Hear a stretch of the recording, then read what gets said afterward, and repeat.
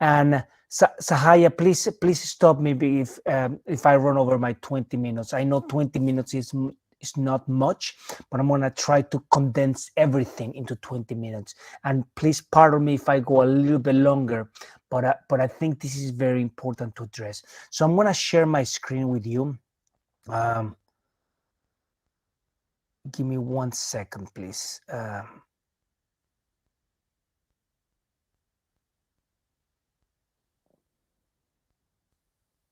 Okay, so I want to share this for a second.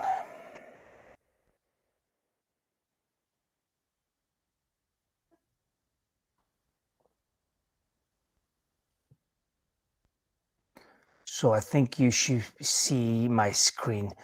Can you please confirm if you see my presentation?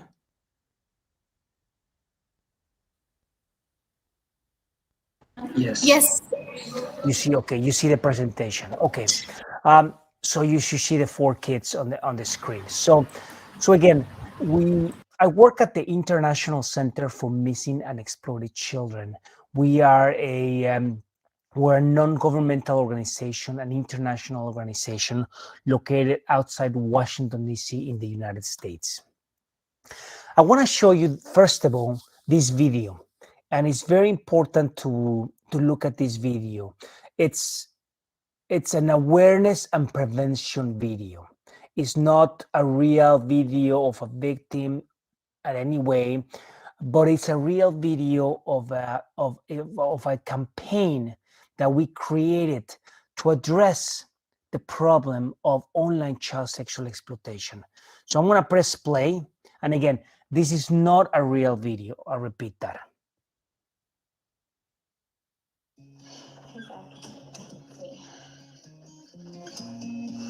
I can't stop thinking about you. I know you've been waiting for this for a while. I wanted to give you something special.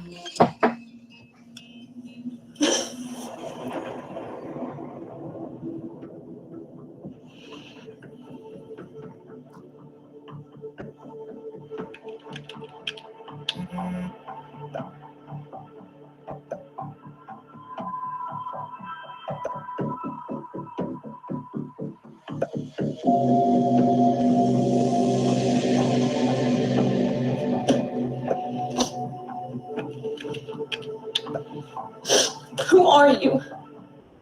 Why are you doing this?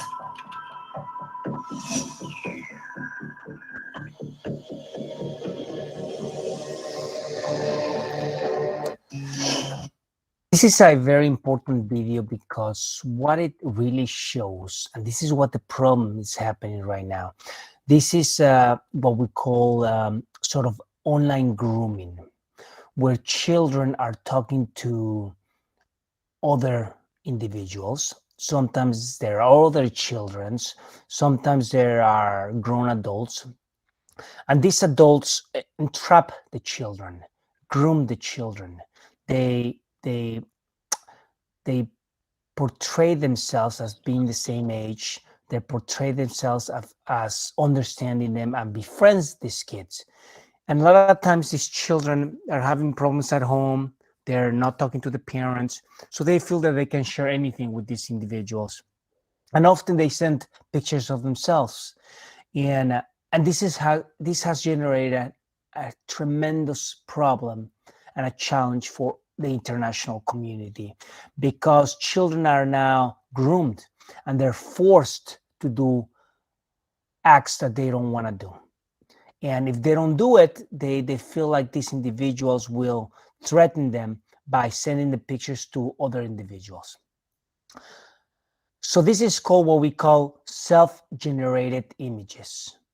And these individuals these children are creating these images and sending them to their friends, sending them to other individuals.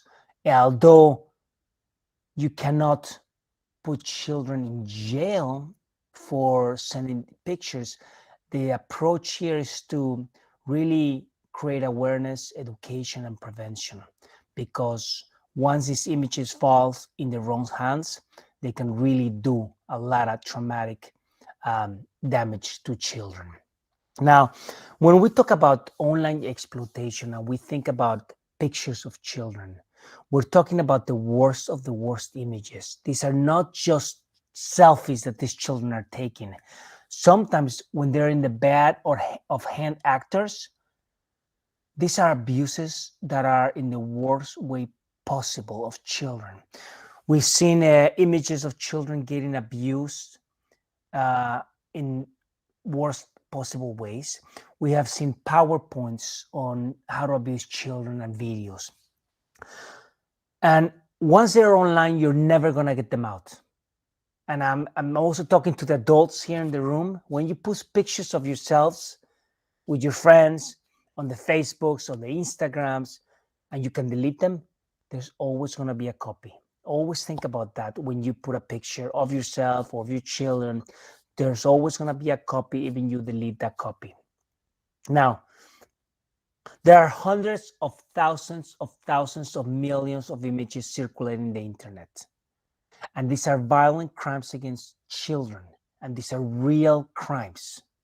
Never lose the fact that every time that image is shared via Instagram, via Telegram, or via WhatsApp, that child is going to be re-victimized because someone is looking at their picture. And every time it's viewed and distributed, the child is being victimized over and over and over. Now, at the International Center, what we try to do, we try to prevent child abduction, child sexual abuse, and exploitation. And our core main areas, we advocate, we train, and we collaborate with other institutions to protect children. Most of the abuse that we have seen that it starts at home. We have seen that many children run away from home and are subject to streets because the abuse started at home and someone close to the child was the abuser. The statistics shows when you ask, well, who are the abusers? You have seen here 25% is a neighbor, a family, or a friend. We have seen 22% is a parent or a guardian. 13% other relative, babysitter, guardians, online enticement, self-production, and human trafficking. So the pattern here is that we have people in authority, in power, those are the ones that are abusing mostly the children. Or I believe in the case of India, there was some sort of physical abuse or some issue there that allowed the children to run away from home or be in a street situation when they're now subject to other type of exploitation. Again, this is the wall of shame. I call it the wall of shame. The recent most arrests. Again, parents, step parents, coaches, nannies. Sometimes there's also law enforcement, judges. When someone asks me, well, Gigi, who is your typical online child sexual profile of someone? It could be anyone. It could be really anyone. Now, to address this, we one of our instructors who also teaches with me, Dr. Michael Burke, who is a clinical psychologist at the Marshal Service. The Marshal Service in the United States is kind of like your FBI, right? But what they do is they go specifically after fugitives. Now, he ran a program that managed behavioral analysis of child sex offenders, child predators. To get a better understanding as to why they abused, he conducted this research study where he went to about 25 federal prisons in the United States.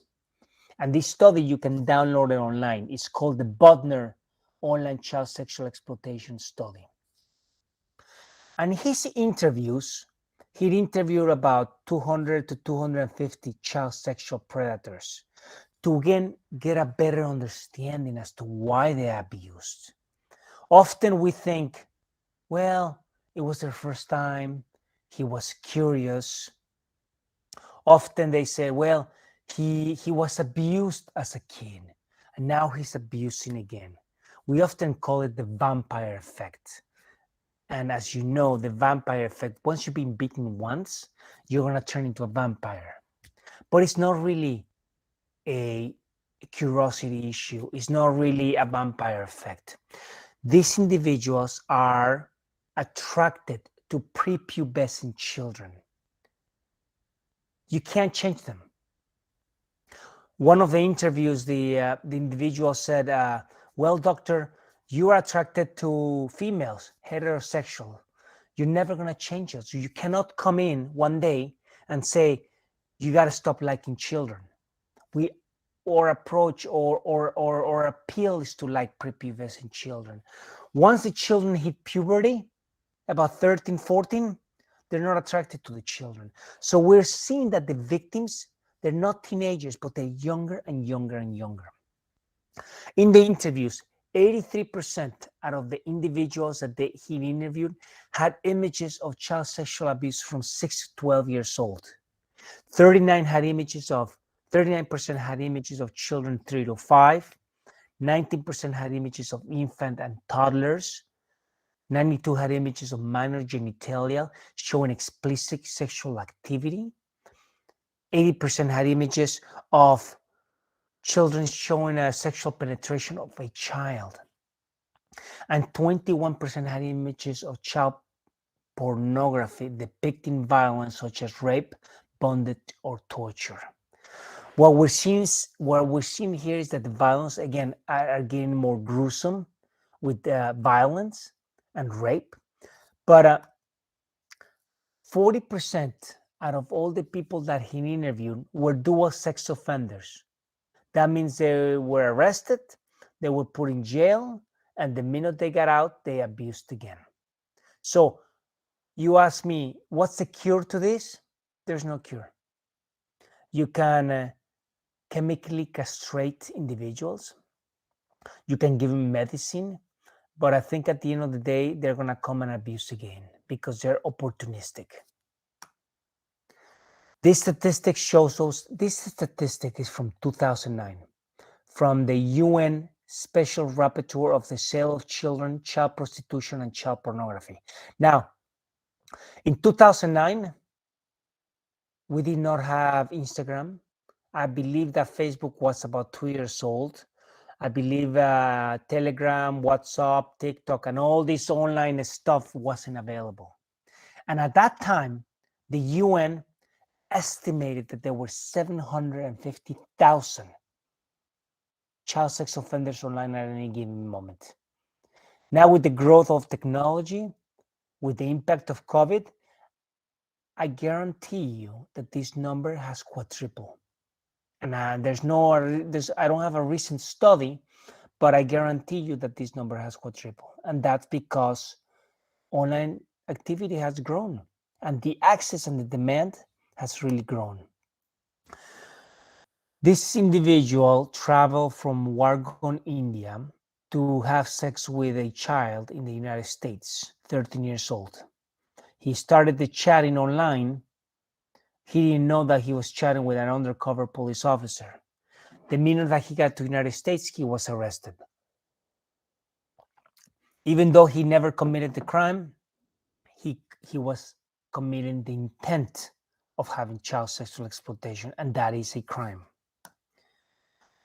Industry plays a critical role when we combat online child sexual exploitation. It's a global race. So what I'm trying to get here is that we see this in the news all the time. It's nothing new. So why do child sex offenders abuse? I can give you a million answers, but to put a few bullet points, between themselves, basically they arouse, they gratify themselves. Between themselves, they validate and justify their pedophile behavior. And what I mean by that is that they trade images like if they were baseball cards. You give me one, I give you another one. You give me two, I give you three. They know that law enforcement ability to respond to transnational crime is a challenge. And here's why it's a challenge. You may have a victim in India today. You may have the child sex offender in the United States. And you may have the evidence somewhere in the cloud, somewhere in the world. Where do you start the investigation? Who has jurisdiction? Is this real or not? So that's why it's very important for international community and especially law enforcement to work together, to work proactively, to develop technology and tools so they can communicate to one another. It's very low risk to detect this kind of traffic. And there's really no resources. A lot of times there's no laws, and a lot of times there's no enforcement. We have seen a jump 50% in public reports during lockdowns. Again, because children are mostly at home. 3 out of 4 victims are trafficked online at any given moment. In the United States, I want to say now, this report is from 2013, and I want to say that this is 1 in 5 children are sexually abused by the age of 18. And how is the challenge? How do we protect children from online exploitation? How do we prevent victimization? But how do we prevent the use of technology by child sexual predators with intention of abusing children? And the answer is simple. And I can sit and wait until you answer.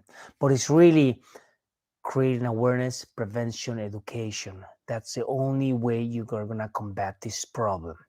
I am not going to get into the third one. How do we prevent the use of technology by child sexual predators? Because there's a lot of programs.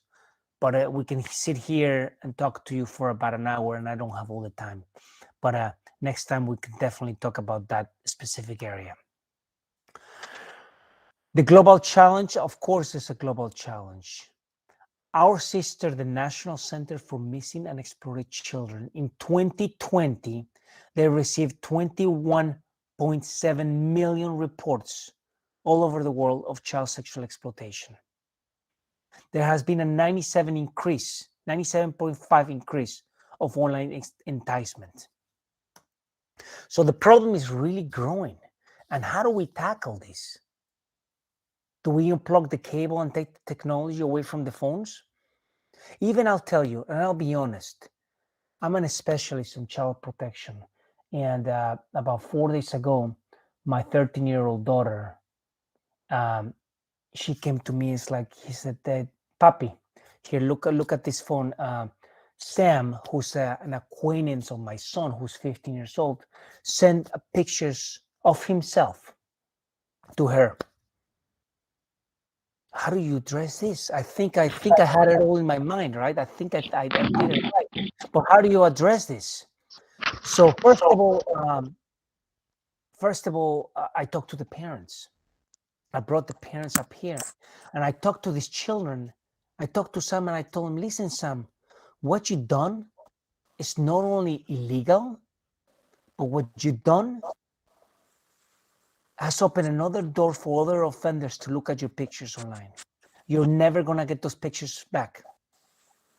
Not only I have to see those pictures, but my wife has to see those pictures. My daughter has to see those pictures. Now your parents need to see those pictures. Again, the problem and the challenge here is that children need to be educated. Because you know what happened after that? After he left? Sextortion for the children at school. They realize all these pictures, what we call it, the online bullying, right? Children are now making fun of Sam because how could you do that? I saw these online forums of children laughing at Sam. What do you think Sam is going to do when he goes back to school? Everyone's going to make fun of him. And that's the pattern, and that's the ripple effect. from a picture that he sent. I'm gonna try to skip this. If you could just give me about 3 more minutes. I know I'm running out of time, and I'm gonna go here and skip some of these because I just don't have the time. Now, let's talk about capacity building for a moment. When we look at capacity building, as you are looking at how to address this problem even from the India perspective, right? You look at different areas. There has to be national strategy plans, not just at the local levels, but at the policy levels. Doing things in India right now might be hard because you're in a health crisis. We're in a world health crisis. But as we're getting over this and as we're moving forward to address online exploitation, this is something that we need to realize. There has to be national strategy plans. There has to be national protection frameworks, even looking at the laws, looking at education, training and education programs, not just for specialists like yourself, but for justice officials, judges, first responders, and prosecutors. Public awareness campaigns. Industry plays a critical role in the fight of online child sexual exploitation, so there has to be corporate social responsibility. I believe that data and research collection is important to the fight against child exploitation. Without the clear numbers and the data, it's a challenge to address this issue. I just want to just give you just some numbers as well as you. And as I said, here in 2020, the numbers of cyber of online child 2020, you look at the countries, even in orange, look at India. They had there was 20,000, 50,000 more reports. This year, I believe India has surpassed the 1 million reports of online child sexual exploitation. And in 1 week, look at this. This is 1 week. July 11th to July 17th, the numbers of child pornography reports. Weekly is 607. This 1 week, they received 673,000 reports of online child exploitation. I'm going to jump through all these reports, all these slides, but I believe we can make the children, this world safeguard for children. And it is a responsibility of all of us, not just you, but really looking at mechanisms into way we can address victims. We have to focus on the victim-centric approach. There's many different areas that we can work together, but I believe addressing this from your specialty, I think there's always a room that you can address this. With that, I want to say thank you for your time. My contact information it's not here, but there's a website, icmec.org, and you can find those there. And responsibility from all of us. And I want to thank you, the organizers, for inviting me here to discuss sort of the global approach to online child sexual exploitation. And by no means, this is just the online component. Everything's the labor exploitation, everything's connected. What has really changed here is technology, because traffickers, they don't no longer need to put the children in the corner of the streets. They put it all on social media. And that's how the grooming starts. That's how the engagement starts. Namaste. Thank you so much for your time. India, because to me, it's such a sacred place, and I really love India. So thank you so much. Thank you so much, Gigi, for that, I would say, alarming and startling. I'm trying to figure out a word to express and how the statistics are taking a toll on us. Yes, India stood first in the first 3 months of COVID lockdown in child sexual abuse content.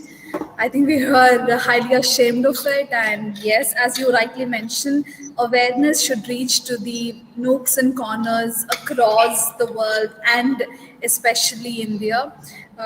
Yeah, apart from the online increase in these sexual content. We've also seen an increase in rapes, domestic violence, or child marriages and child sexual abuse, even in their domestic places.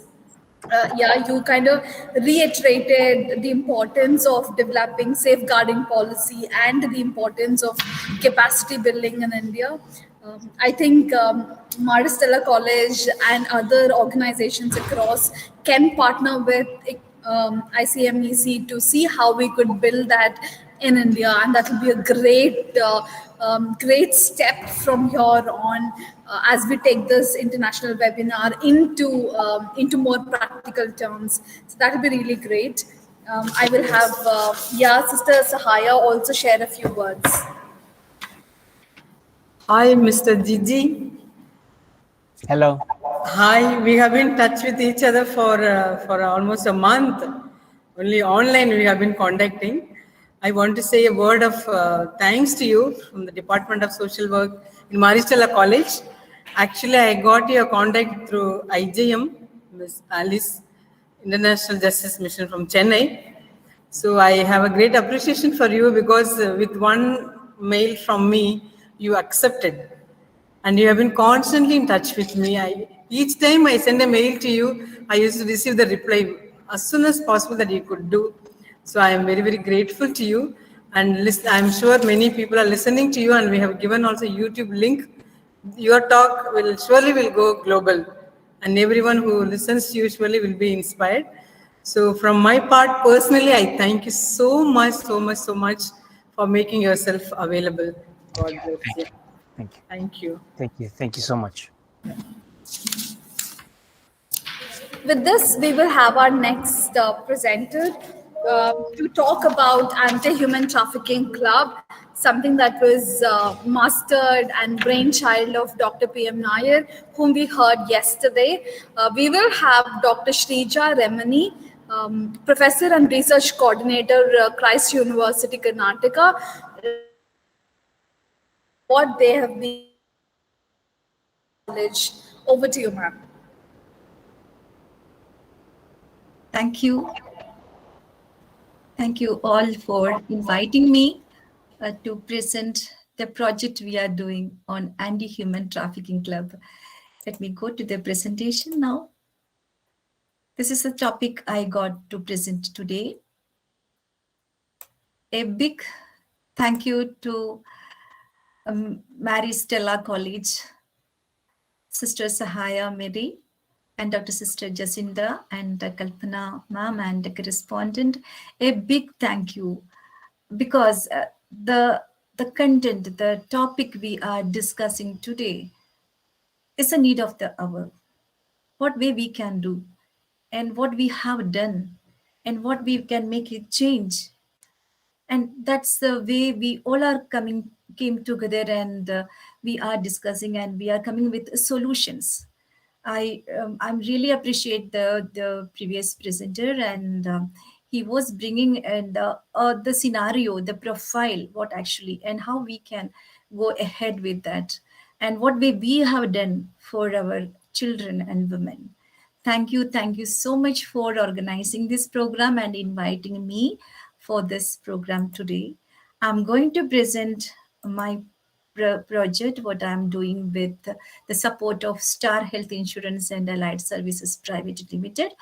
And through this project, we could set up 100 anti-human trafficking clubs in educational institutions of Karnataka. For that, I would like to take you into the journey of that project, what we have done so far, and how it is happening in Karnataka.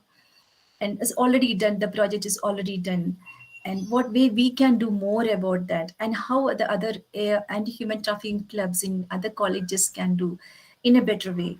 So that's all we'll be discussing today through my presentation. Thank you again. And no need of me to talk about human trafficking in this platform. We all know that the act means and the purpose, everything related to human trafficking, we all know. So no meaning in me to take up. But before we started our project, It was given for the student volunteers from different colleges in Karnataka. And part of the project, we organized every weekend, we had an interaction with the students. And that interaction was led by Dr. P.M. Nair. So part of that program, orientation program, before establishing the HTGs in their campuses, we were asking few questions. This was some interesting findings we got it through the survey we did it. And many of them are not knowing about someone being trafficked, and majority know and heard of human trafficking. And they were all asking about, yes, we wanted anti-human trafficking clubs in our colleges. So you can see here the difference in the first two data. They are not aware about, and they know nobody got trafficked. And why? What happened? But they know about human trafficking. But it's happened or happening near to you, around us only. How we can make it change? This was the research we did in the beginning of, before we start our orientation program, part of our project. And this was the complete plan of our project. And we got the permission to start the project. And we identified the NGOs who are working in that particular area in Karnataka.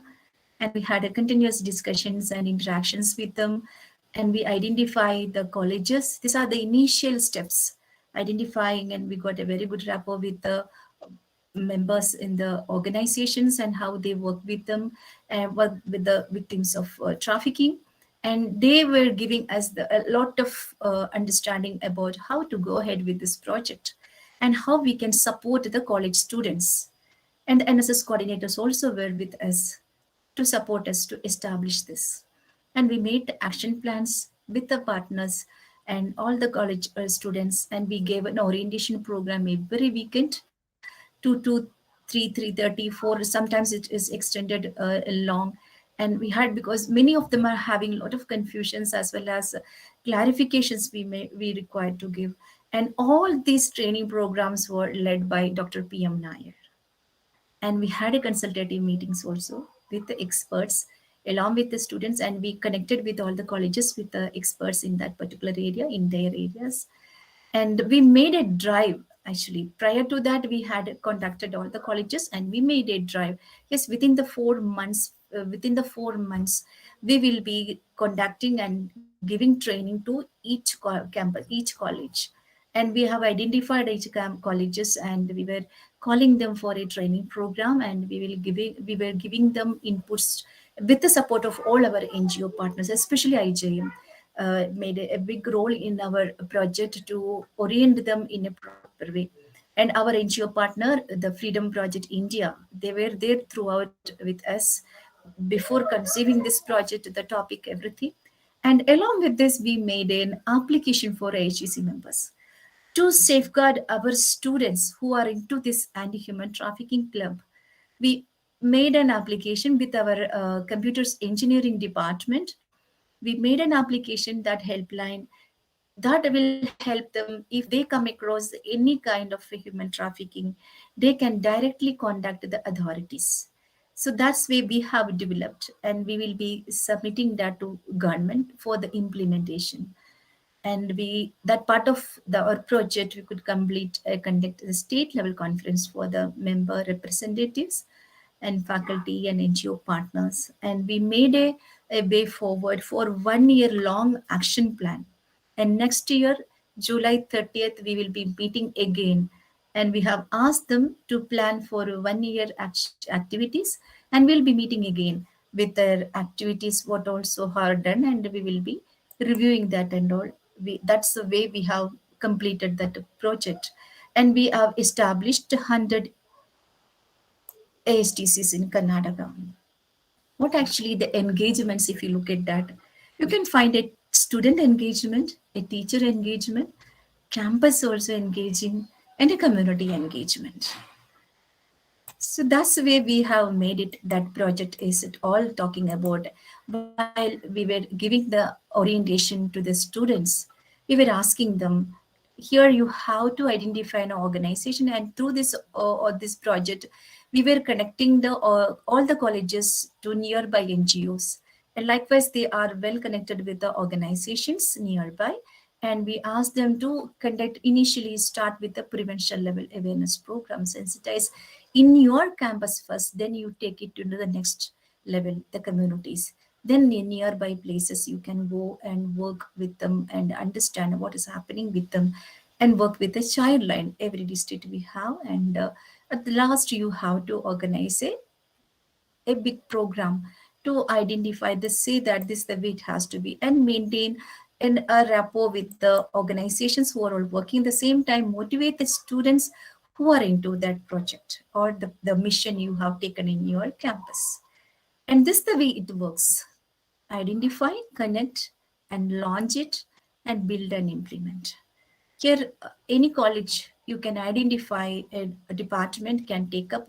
I'm so happy the HTC club of Maria Stella College has taken up forward, and I really appreciate the members, the teacher faculty members who are all there to drive you into this mission. And overall we can connect with the organization. They are already done with your activities, and launch it with the multi-stakeholder participation. It's not alone we can implement everything, because everybody has to be involved: the advocacy, the police, all the support we have to get to safeguard our people whom we are working for. And we do that and build and implement event calendar. We have to make it action plan, activity tracker for the academic year we have to. Then at the end you have to develop a report and see how you came up, and the numbers, how many numbers you can reduce the numbers. Not that making more institutions for and human trafficking, then how you reduce the institutions because of your activities, that we are looking at here. And what would be the role of a student in AHTC? To study, yes, always it will be there. Programs, yes, always in the colleges, the active member, your activities, your involvement is very important. And AHT activities will be there, community projects will be there, continuing education is part of your role.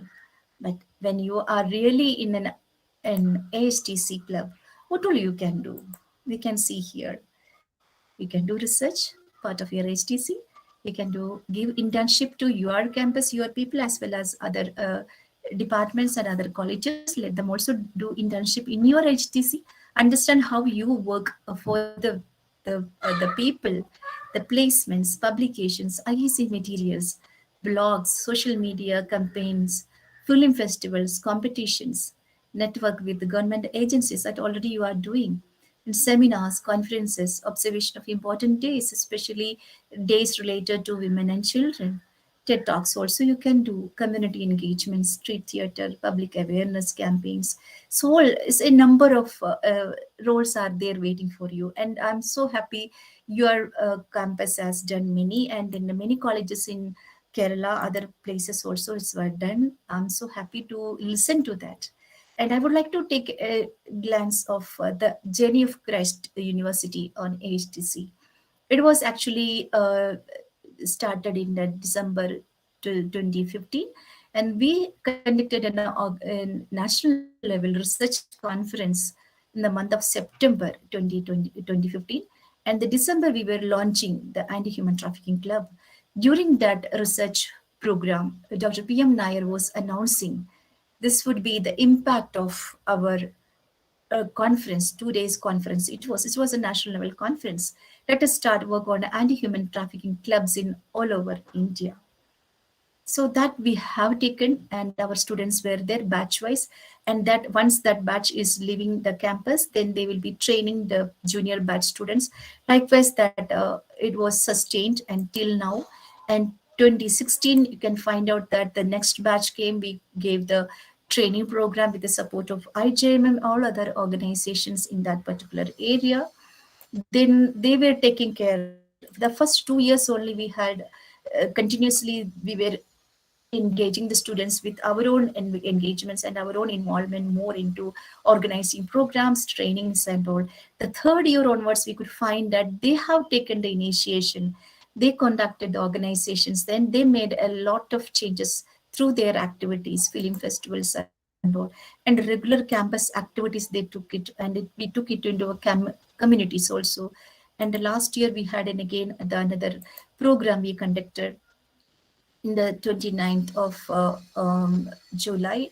30th is the day we observe, but since it's a lot of programs are evolved, that's the reason. And this 20th July also, we conducted the state level leadership training program for all those who are trained under this project ASTC, and that also led by Dr. PM Nair.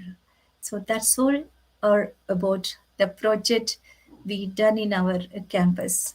And I would like to listen from you if you have any questions. Otherwise, stay safe and thank you. Thank you again, sister, for organizing a wonderful seminar. Thank you. Thank you so much. Thank you so much for this opportunity.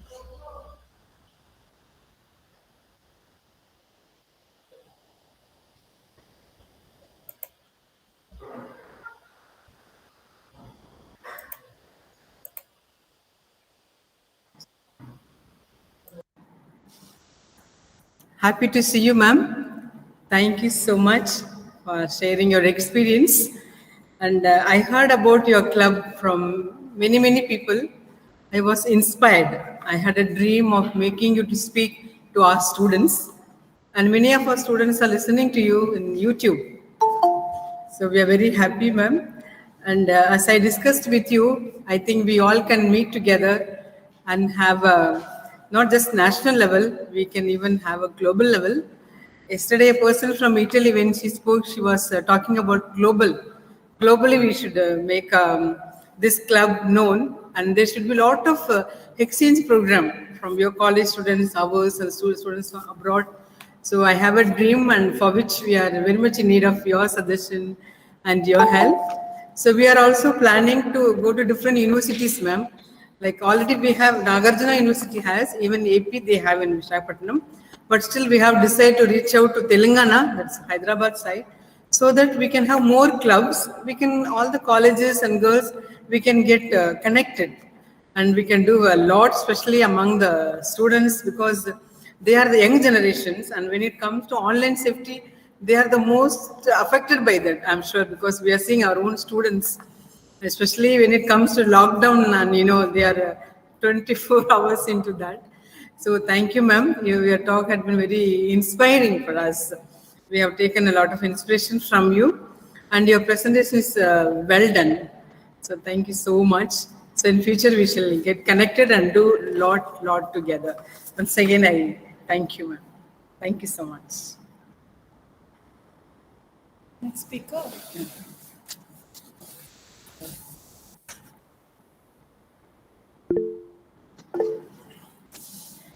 Dear friends, I take this opportunity to introduce to you our next resource person, that is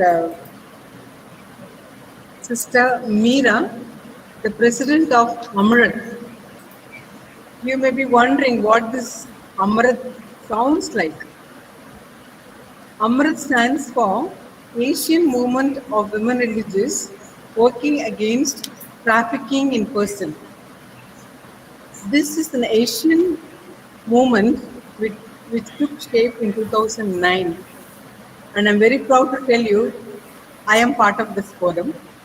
And Sister Meera is presently the president of this forum. And we have so many sisters are members of this forum. And it is like a movement which is taking forward with a lot of people with a lot of energy and strength. With the leadership of Sister Meera, we are trying to reach out to many people, and I purposely invited Sister Meera because I'm sure we shall learn from her and we can take a lot of inspiration from Sister. So I'd like Sister to share with us how this whole movement is functioning, so that our anti-human trafficking clubs in the college can become part of this movement and we can work together. not just national level, as I said, at global level. So thank you, Sister Meera, for your presence here. I'm so happy to see you online. Here you are, Sister. Thank you, Sister Sagai, for this wonderful opportunity and a topic or an issue that we need to address at this very time. And I saw it yesterday and today and tomorrow. It will be a wonderful chance and opportunity for everyone, especially the growing young generation, and to know the anti-human trafficking cells of clubs having put up within various colleges. And I wish to be in schools too, and I think there are some, because our future is in our hand. If we do not take care, we will lose our future. Our humanity will be something else. With this, our Amrit, as Sarai already said it, Amrit is Asian movement of religious women against in India on human trafficking. We are a unit of Kalidakum International, a global network of the consecrated women. There are about 55 networks across the world. Over 3 to 4,000 of persons are members. And in India, we have 8 regions and also states.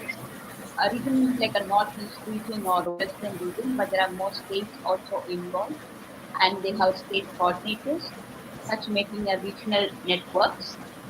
And Amrit visions, Amrit Kalidakum India envisions a society free from human trafficking and all forms of modern slavery. We, the member, our mission is that we, the member of Amrit Kalidakum India, commit ourselves to protect, promote, and restore human dignity and human rights of the marginalized in collaboration and solidarity with equally motivated organizations, institutions, and individuals.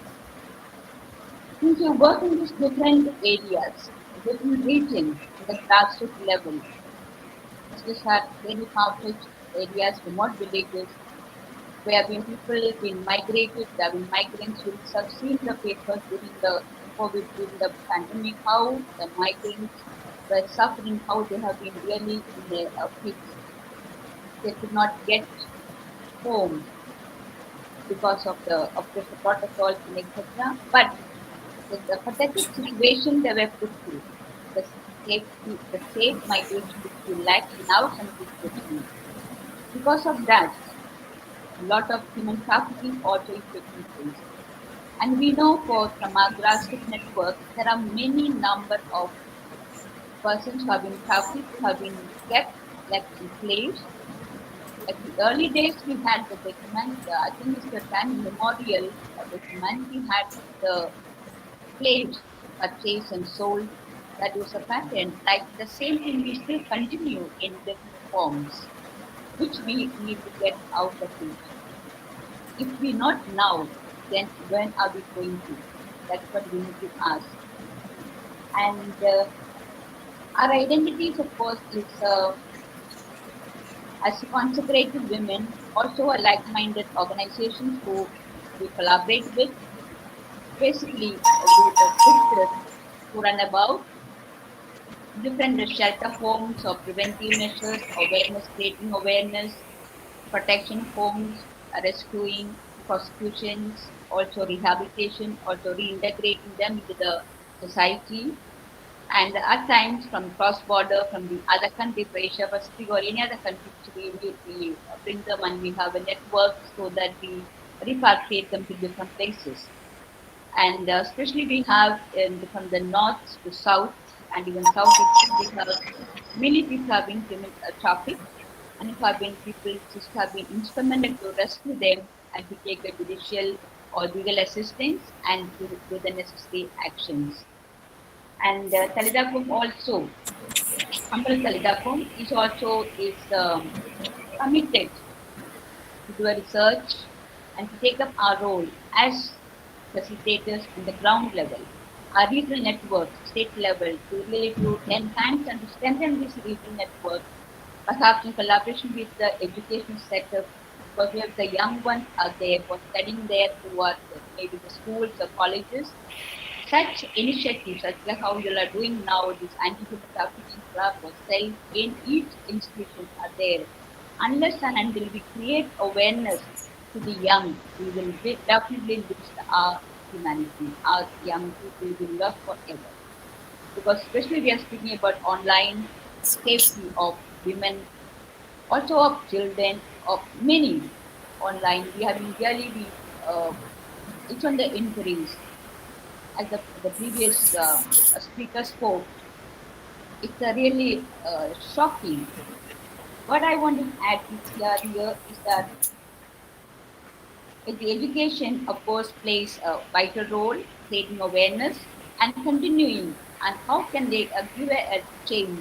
Because the trend may be this, and this also is linked with the drug mafia and human trafficking. Actually, is the second organized crime, as all of us know, I'm sure. So, this crime, how are we going to combat? How are we going to resist? How do we get rid of this?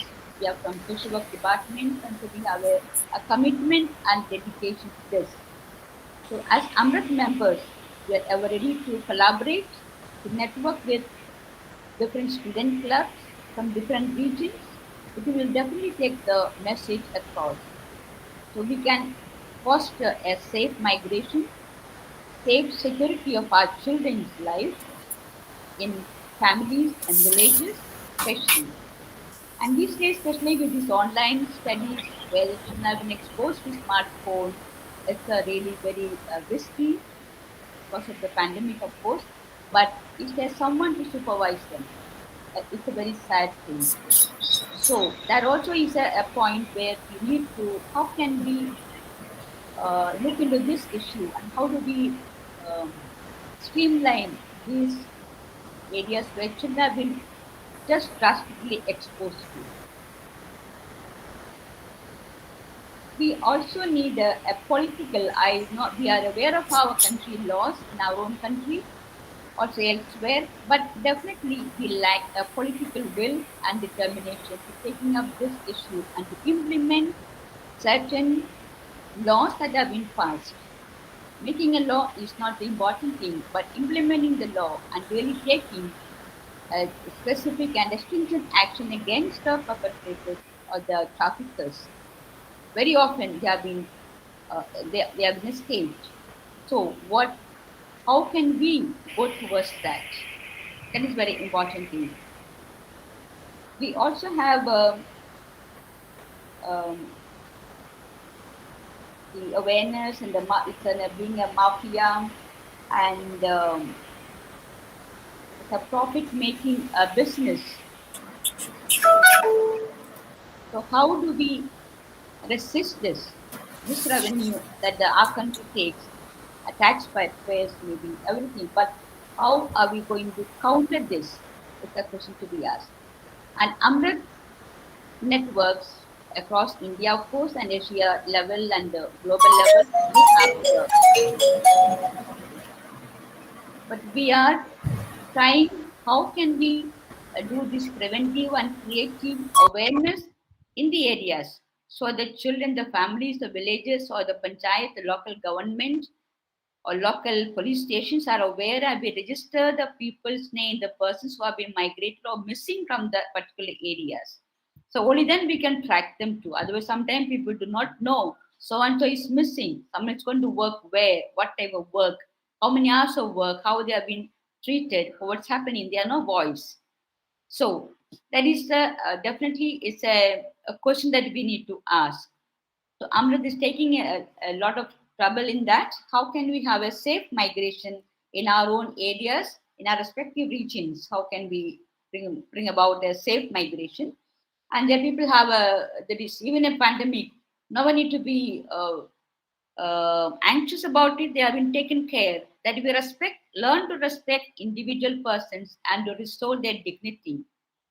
Then this slavish mentality or mindset that we have or we purchase and sold such commodity business will be eradicated from our humanity, from our world itself.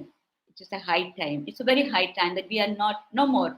We can continue with this inhuman and heinous crime to be on our hand. It is something we need to reflect, and especially the young students who are listening to. I am very sure of the colleges, and there are many of them. And we must think that it is you who are to change the world at time, the trend of today. Not getting into the situation, into the prey of this, but to make it a change. So I can tell me when the time is up. We also have 2 more minutes, sister. 2 more minutes. okay, fine, yeah, yeah. And Amrit Talidakum, we also have we meet every month. So we have a regional coordinators meet, have a online trainings or to annual gatherings we have, and we have a wider network and how see webinars and how to capacity building for our own sisters who are involved in this. And it is a risky, it is a challenging situations we are in, but I really appreciate how our sisters have been really engaged with the COVID this time, how they have really ventured into many situations and helping out the migrants or the people of the area with the COVID victims to really to cope up with that. I'm very grateful to that, and all of them are very enthusiastic and committed, and that is what we need. And we also have IJM and different organizations who really help us in different ways, and we are also helpful to especially to the colleges and college students like you all, also the school students, that who can take this issue forward and give a helping hand, that Amrit also can collaborate with you. We can also have a wider participation and understanding and acceptance of each other and how these issues can be tackled. Because it is not an individual person's affair, but it is a collective effort that we need to address. Unless individually one college or one network cannot do it. So thank you very much, Sarai and team, for organizing it. I'm really very great and proud of you for having this webinar international level, global level too. You have inaugurated and you had the sessions. So, and I'm sure 1,000, 100,000 are listening to that, and there will be some change, and the change is expected. Wish you all the best, all the students of Mary Stellas. Thank you very much for this wonderful opportunity to share about the Amrit. Thank you. Thanks. Thank you so much, Sister Meera. I think you are bringing out through Amrit a very holistic approach, which is much needed, where you talk about awareness, where you talk about migration, where you talk about profit, self-sustaining business model and other aspects, and also stressing on the implementation of the laws that are formulated. So really a great appreciation to all that you're doing. We're curious to know if there is something in Andhra and Telangana as well, because Andhra and Telangana also has a high rate of migration. So we would love to see and collaborate with sisters or the network in Andhra and Telangana, so that we could bridge that gap and have it as a stronger association. Like you said, yes, we believe collaboration is the key to solve the issue of human trafficking. And thank you so much again for stressing on that. Thank you. Now we will have Professor Saraswati Raju Iyer, one of the, I would say, Iron Lady of Nagarjuna University, and also Vijayawada and Guntur, the districts of prominent districts of Andhra.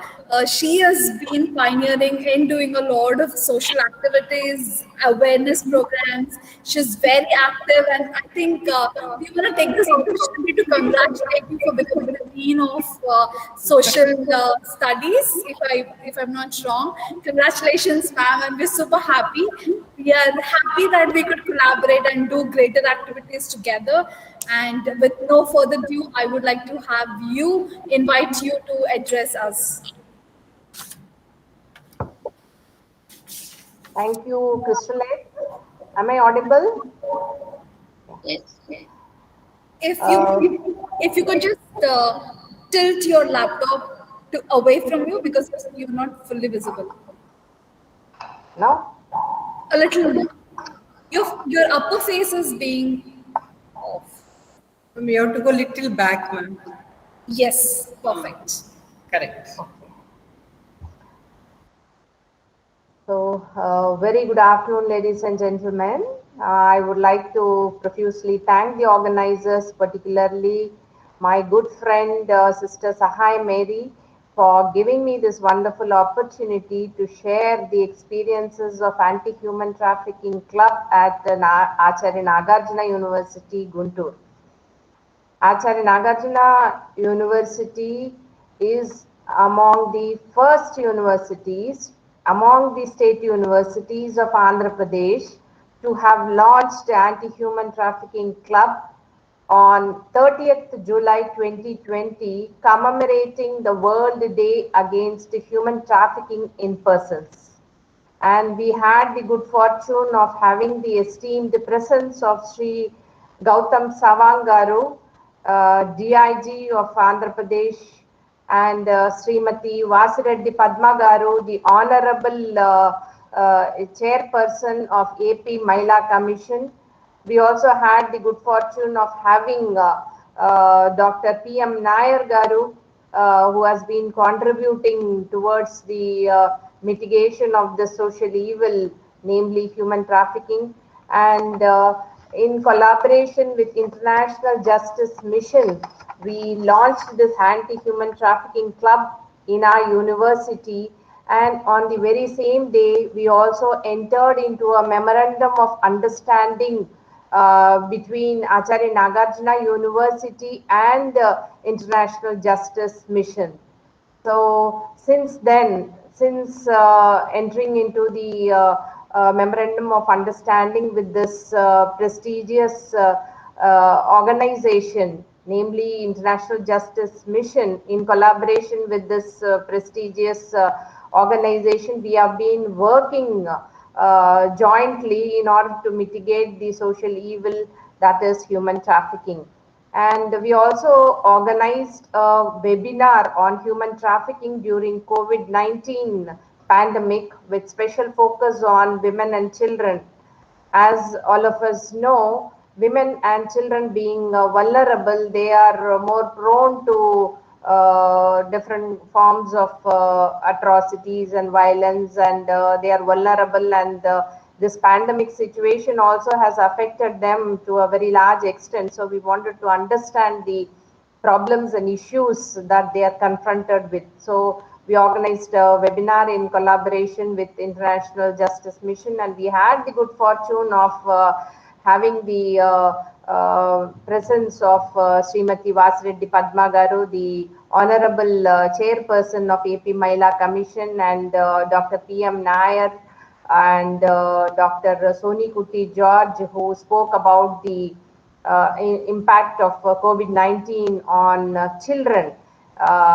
And we also organized a rally commemorating the World Human Rights Day on 10th December 2020. We organized a rally where a good number of students of Acharya Nagarjuna University raised slogans on human trafficking, and they also said that human trafficking is a human rights violation.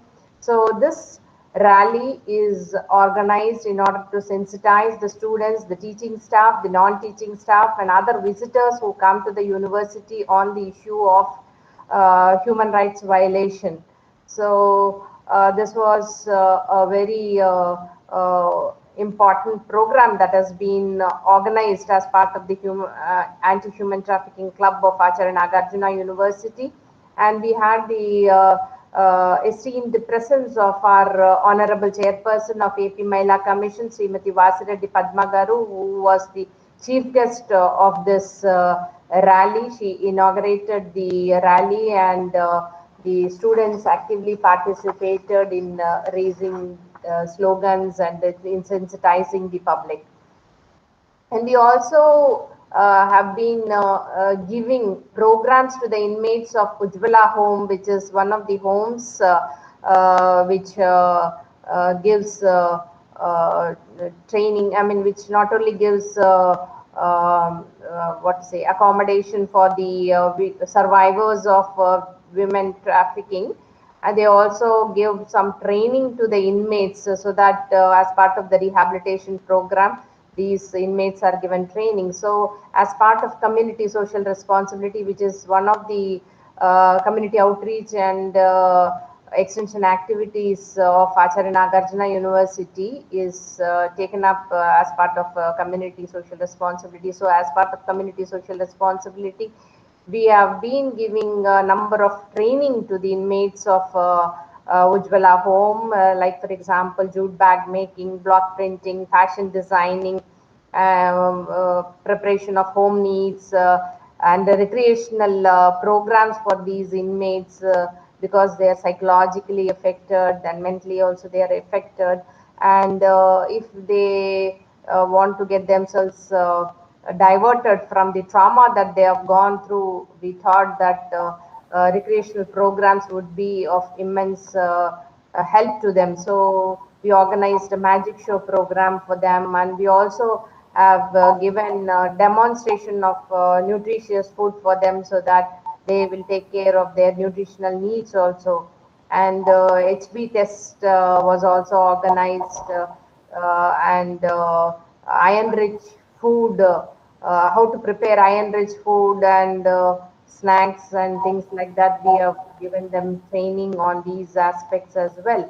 And coming to the one of the successful or the success story that this community social responsibility has taken up with regard to the inmates of Ujjwala home, I would say that the training that we have given to them on jute bag making, they have become such an expert in that particular field that they are, I mean, we place orders when we conduct conferences and seminars in our institution. We give them orders and they come up with such beautiful bags, the conference bags and kits, that they have become such an expert that they are supplying not only to our institution but also to other NGOs and others. Even they are organizing seminars, they are supplying them the conference bags and kits, and also to the government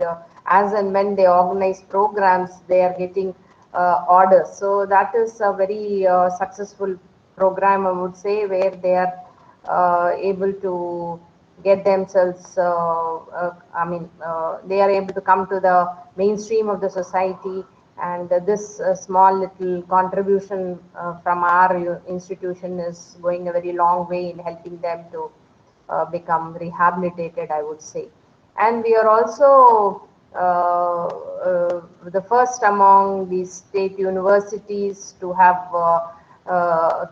taken up an awareness program on the Disha SOS app, where nearly 1,000 students participated in this awareness program on Disha SOS, and all of them were made to understand the importance of Disha SOS app, and they also got this app downloaded in their smartphones, and they are also using them so in order to ensure security for the girl students.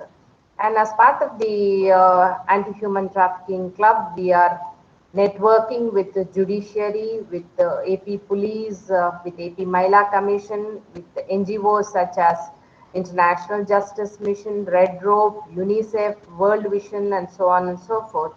And as part of Republic Day celebration also, the students of Anti-Human Trafficking Club of Acharya Nagarjuna University put up a skit in order to sensitize the public about human trafficking and how and what is the role of Anti-Human Trafficking Club in order to rescue them and in order to rehabilitate them and things like that. And the poster that has been prepared by the AP Police and International Justice Mission is also put up on prominent places of Acharya Nagarjuna University in order to create awareness about the different forms of human trafficking. And a layman's understanding about human trafficking is confined to just a sex trafficking, which is not true. So through this poster, I am sure that we are able to create awareness about the different forms of human trafficking and how we can respond to the issues of human trafficking and what intervention needs to be done and what is the responsibility of the society at large. So that part of it is also taken care of. And coming to the academic exhibition, which was organized during March, we put up a stall to sensitize the visitors about human trafficking and what is the role of different stakeholders in order to mitigate the issue. So through posters, booklets, and SOP for ASTC, thousands of visitors were sensitized about the issue of human trafficking and what is the role of anti-human trafficking club. And it was really appreciated by the visitors who came in great numbers. Thousands of visitors visited this particular stall, and we won their hearts. We were really congratulated for the efforts that is done by the Anti-Human Trafficking Club of Acharya Nagarjuna University, and the visitors book also we got excellent feedback. And coming to the students' participation, they are very active and they are making use of the social media in order to sensitize the masses about the issue of human trafficking. So this is in brief that what we are doing, and apart from that, we are also participating in webinars and seminars and other platforms. We are making use of different platforms in order to sensitize the people about the issue of human trafficking, which is a very important issue that needs to be taken up, and it is the responsibility of the academic institution to contribute its might. And our university, being the first among the state universities to encourage, to start the anti-human trafficking club among state universities. So we took the initiative of encouraging the colleges, the affiliated colleges under Acharya Nagarjuna University to set up anti-human trafficking clubs in their own colleges, and also other state universities to set up anti-human trafficking clubs. So once again, I would like to thank Sister Sahaya Mary, Mrs. Kalpana Ramesh, and Mrs. Crystalette, and others for giving me this valuable opportunity to be present in this digital platform to share some of the experiences of ASTC at Acharya Nagarjuna University. Thank you all for your patient listening. Thank you, one and all. Dear Dr. Saraswati Iyer, thank you so much, ma'am, for sharing your experience. And those of us, especially students listening to you, which will be inspired. And I am hearing also a lot about the activities taken by your club at the university. That is something very inspiring, ma'am. And as you see here with me is Crystalite. I think both of us are very familiar with you. So we are just discussing, ma'am. She's from NGO, as you know. As we all of us are from the college and university, and I'm sure some of our participants and friends are listening to us. So we both just had a word with each other, ma'am. We want to have many colleges under your university, Nagarjuna University, to start clubs, ma'am. Then we also will go to or extend to our neighboring state, especially Hyderabad. And as you know, Usmania also is a very famous university in Hyderabad. Because, ma'am, after listening to Shija, ma'am, from Rice University, Bangalore, so it's an inspiration for us also to extend, ma'am. When we have a person like you in the university, I think we can do a lot, ma'am. Work together. Yeah, and as I know, we have a lot of support from the state, Women Commissioner, Sarita ma'am, CID, and many people, especially Childline. So I think we are very lucky, ma'am, to be in the city of Andhra Pradesh, because the government is very supporting for this issue. And anything we do, they are there. Even yesterday, it was inspiring to see the Women Commissioner waiting Even there was a technical problem, she waited, and it shows her concern, ma'am. And I think we all of us have a very good network. Along with us, we will take this club forward, ma'am. That is the Right. dream of both of us. So today we join together, ma'am, requesting you to join, like Sure. other NGOs like UNICEF. David sir is there in Hyderabad, and we have different people in different states of India and at global level. So we are looking forward to a very long collaboration with you, ma'am. Sure, Thank you so sure. much. Thank you, ma'am. Thank you. Thank you. Kudos to women power. With that, I will have our next presenter. We have Mr. David Raj, a senior program manager from Child Protection, CPRC of UNICEF India. He is currently stationed at Hyderabad. We will have you address us on online safety for women from child sexual exploitation perspective.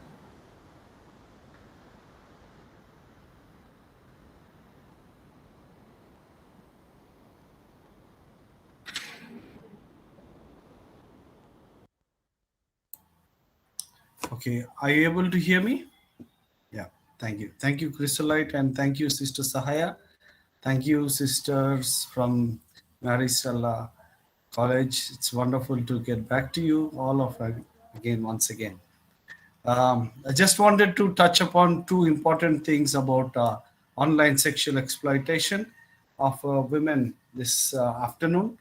One of the two important things that I would like to touch upon is, now for the past 2 days and in most of the seminars, you keep on listening about how you get connected, how you should not share your photos, how you shouldn't say no to strangers, of things. But I just want to touch upon another angle. I do not know whether they have already touched upon, but I just or whether there is someone else speaking it. I wanted to speak to you about how women or girls can get exploited online without solicitation, even if you didn't end up having a mobile phone. I'll just introduce this to you. But however, I will also more as per a study, according to a study in 2019, a global study, 53% of the people had used their mobile phones for the internet. That's why there's a lot of exchange of data, lot of exchange of pictures. That's why uh, Sir Gigi sir was saying that that's what PM Nair sir says, and many people say how your phone can be hacked without knowing it. So one of the two important things that I wanted to share with you is, if you can be a victim of online sexual exploitation without sharing your pictures, if your phone is hacked. How can your phone be hacked? We, unfortunately or fortunately, most of us are used to downloading apps left, right, and center. And also, we also follow prey to a lot of offers that come online. The moment you press without knowing whether it is a safe or an unsafe app, without knowing whether it is a safe link or an unsafe link, you become a victim of online either sexual exploitation or online fraud. So online sexual exploitation is when your phone is hacked, and even if you didn't want it to. I will also take you through another important aspect of online sexual exploitation of women, is by telling you a story of a real incident that happened here. There was this happy couple who got married after waiting for a long time. They were in love, and they were at last they got married. They planned their wedding in such a nice manner that they finished their wedding, and they said that let's spend our honeymoon in a particular hotel in Bangalore. What happened was, all went on well for the first few days, and in next 2 weeks after their honeymoon in the stay at the hotel and everything, suddenly the girl's friend calls her and says, how come you shared your pictures of your internet? Believe it or not, in another few days that woman committed suicide. This is a real story, and this happens to many women who get stalked, exploited, and fall into many mental pressures just because of unsolicited. She never shared her mobile phone. She never shared her any what app or whatever. But however, the brings into the picture of sexual exploitation of women into a different dimension altogether. We will have to remember that women fall a prey to online sexual exploitation through webcams, through hidden cameras in hotels, through hidden cameras behind the glasses and the mirrors in hotels, behind the changing rooms. Once a hacker or an online exploiter gets onto your can start exploiting you like anything. This is the new form of sexual exploitation that is going viral throughout our country. I'm talking about India. I'm not talking about other countries. These are happening. I can tell you umpty number of stories how these things do happen, and without you trying to. And I will tell you one more incident. This lady got down. She had a problem. She got into a cab. She went and had an argument. Driver did like what she said, or what the conversation they had and the altercation or the fight they had. All that he did is that as soon as she got out of the cab and she was leaving Gurgaon, what she did, he just took a picture of her, posted it online, because he and saying that I am available. And because he had her phone number already, because through the cab service, she started getting all sorts of phone calls, and she ended up mentally becoming insane, very much disturbed for the next 2 3 weeks, until she could get a help from our partner organization. This is how a woman or a girl can get trapped. There are so many ways, but you guys know many ways, but this is one of the ways, whether you're sitting way of non-conscious way of getting hooked online. And moreover, you get into hooked online and get exploited moreover when you share your pictures, share the information that you have, that everything that you've been talking, every guest has been talking about. One of these important things that you need to be careful, or is how you need to address this issue. I'll just tell you couple of things that what we need to do to keep ourselves safe. Women need to follow what is called, there are two words people use whenever we teach about online safety on various forums. We talk about online etiquette and online hygiene. Just like you have personal hygiene, you need to also have online hygiene, or that is the one way. And online etiquettes that you need to follow so that you don't fall into the trappings or whether you do not want to fall into the trap of the bad people that are on the internet. You may not see your picture online in the www, but your picture can land up in the darknet. Darknet is a place where a lot of exploiters, traffickers, sexual abuse offenders, then you've got a lot of other people who are doing bad things. Darknet is a place which is not penetrable by any ordinary person, neither it is hackable. that is a place where all sorts of bad things do happen online. This what can happen.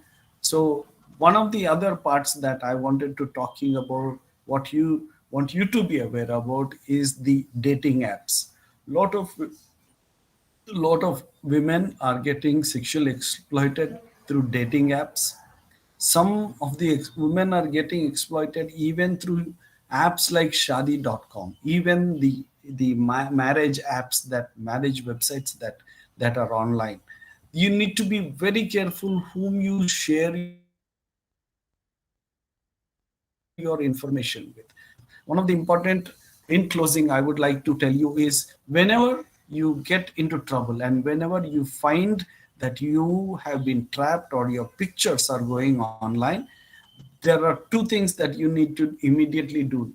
Number one, call 1555260, which is a cybercrime helpline, which is under this CID nationally, or you need to go to cybercrime.gov.in.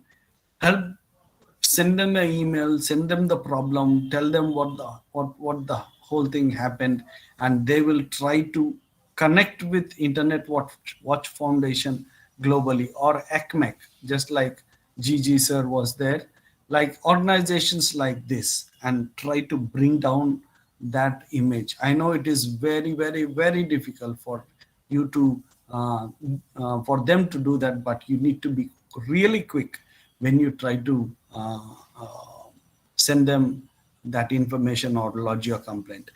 Thank you very much for giving me this opportunity, and hope you'll keep yourself safe.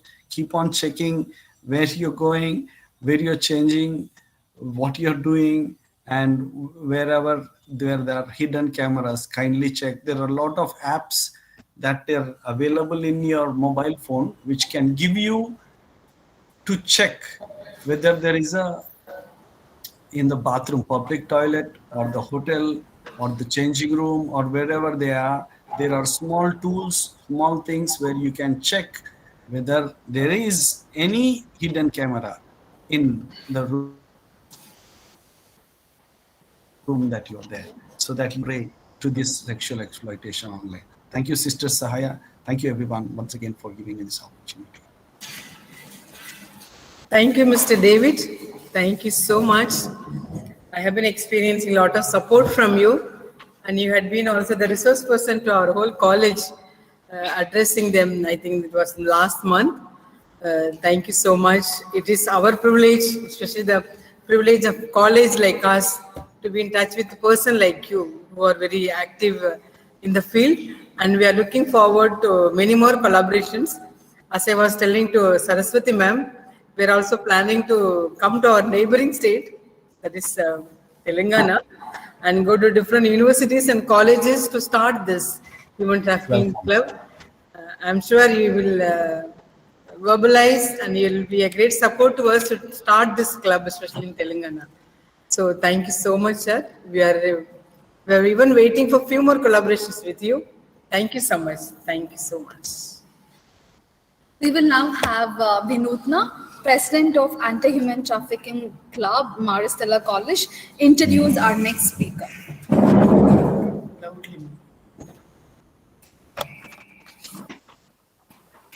Govinda Bhattarai has a professional experience of 10 years in the social work sector. As a social work trainee, he worked in 4 different organizations and also worked as a team leader for the survey on the street children in Kaski, and as a district researcher of the research on effectiveness of protection mechanism targeted to the survivors of trafficking in Kaski through ACWIN, and have worked in the publication of the social work journal called The Advocate as a convener and as an editor for the bulletin of Land Rights Forum Kaski, a network of landless people. He also got opportunities to be a team member in the exposure visit to Childline India, training of trainers on gender toolkit conducted in Bangladesh, and carried out poster presentation in 3rd Biennial Conference on Alternative Care of Children in South Asia and India. Through community to national and international levels exposure, he understood the essence and developed capabilities required for project management, monitoring, evaluation, coordination, networking, proposal writing and program development, documentation, reporting, and partnership management. He received Best Outstanding Student Award by Department of Social Work from St.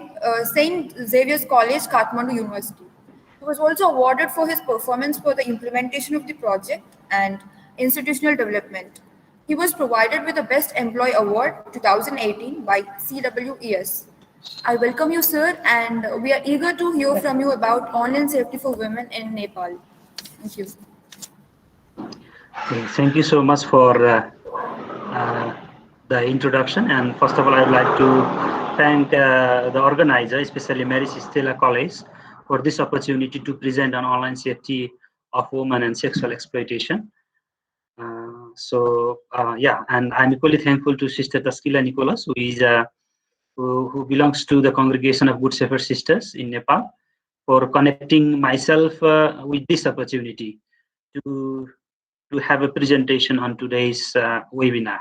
So I will present my presentation.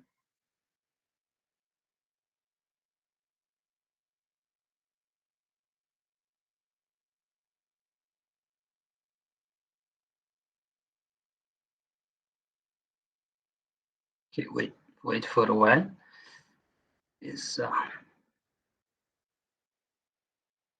Yeah, I think you can see the screen. Can you see? Yes, it's visible. Yes, okay.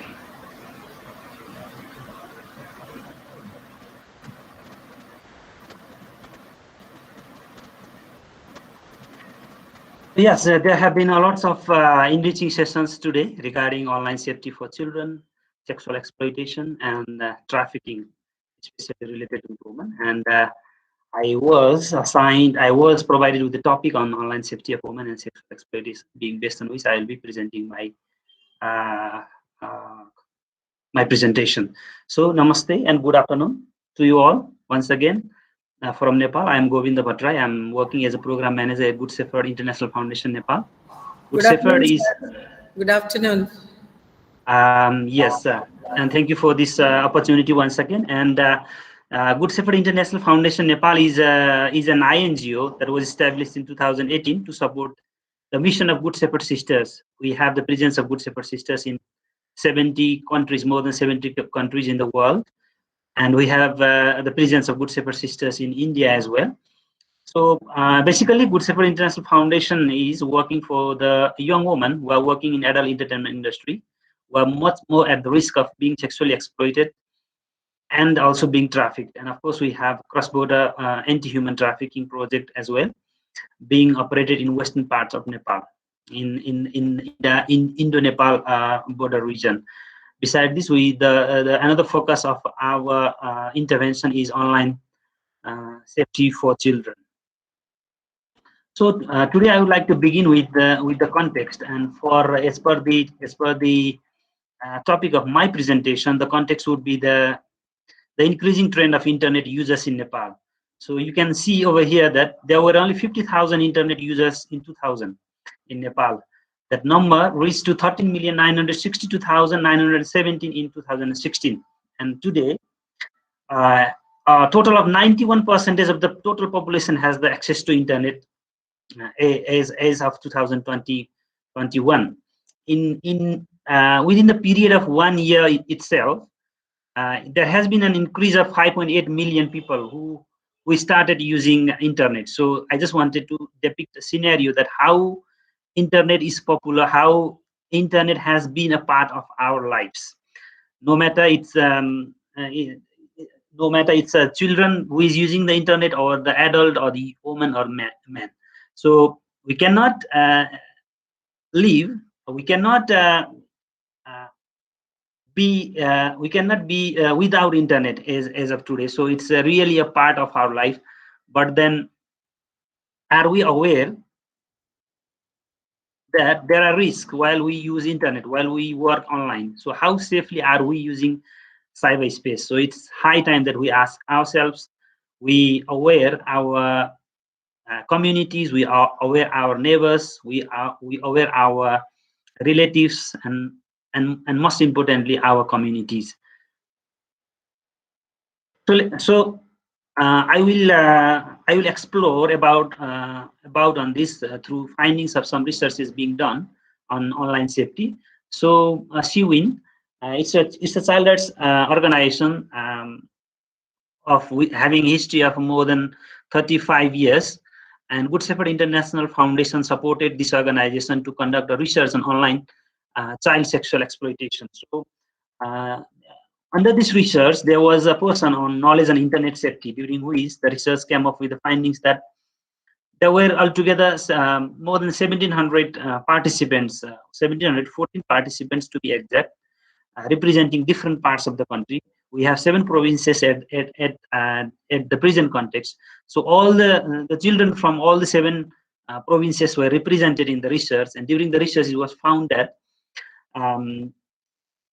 2 children did not, they were not aware of this, and that 224 did not prefer to answer on this, and 1,488 answered that they know, they have knowledge on internet safety. But when the researchers went on exploring, they found that only 345 of them were fully aware of internet safety, and 703 were partially aware. Within 1,488 respondents, only 345 respondents were found to be fully aware of internet safety. So this is a scenario on how we have been making use of internet and how we are using online. I think the case is similar with the adults as well, as we know that the children of today are very much smarter than the adults in the remote areas, to be exact. So this is a kind of situation. We have been using internet without knowing much about it, without knowing much about the risk that it could pose upon us while using. And the research tried to explore another aspect, whether they know about cyberbullying. And of the total respondents, 97 they didn't prefer to answer, but the research found that out of 97 respondents, 3 of them were already cyber bullied. No, they were bullied online, and 162 mentioned that they were not sure about cyberbullying.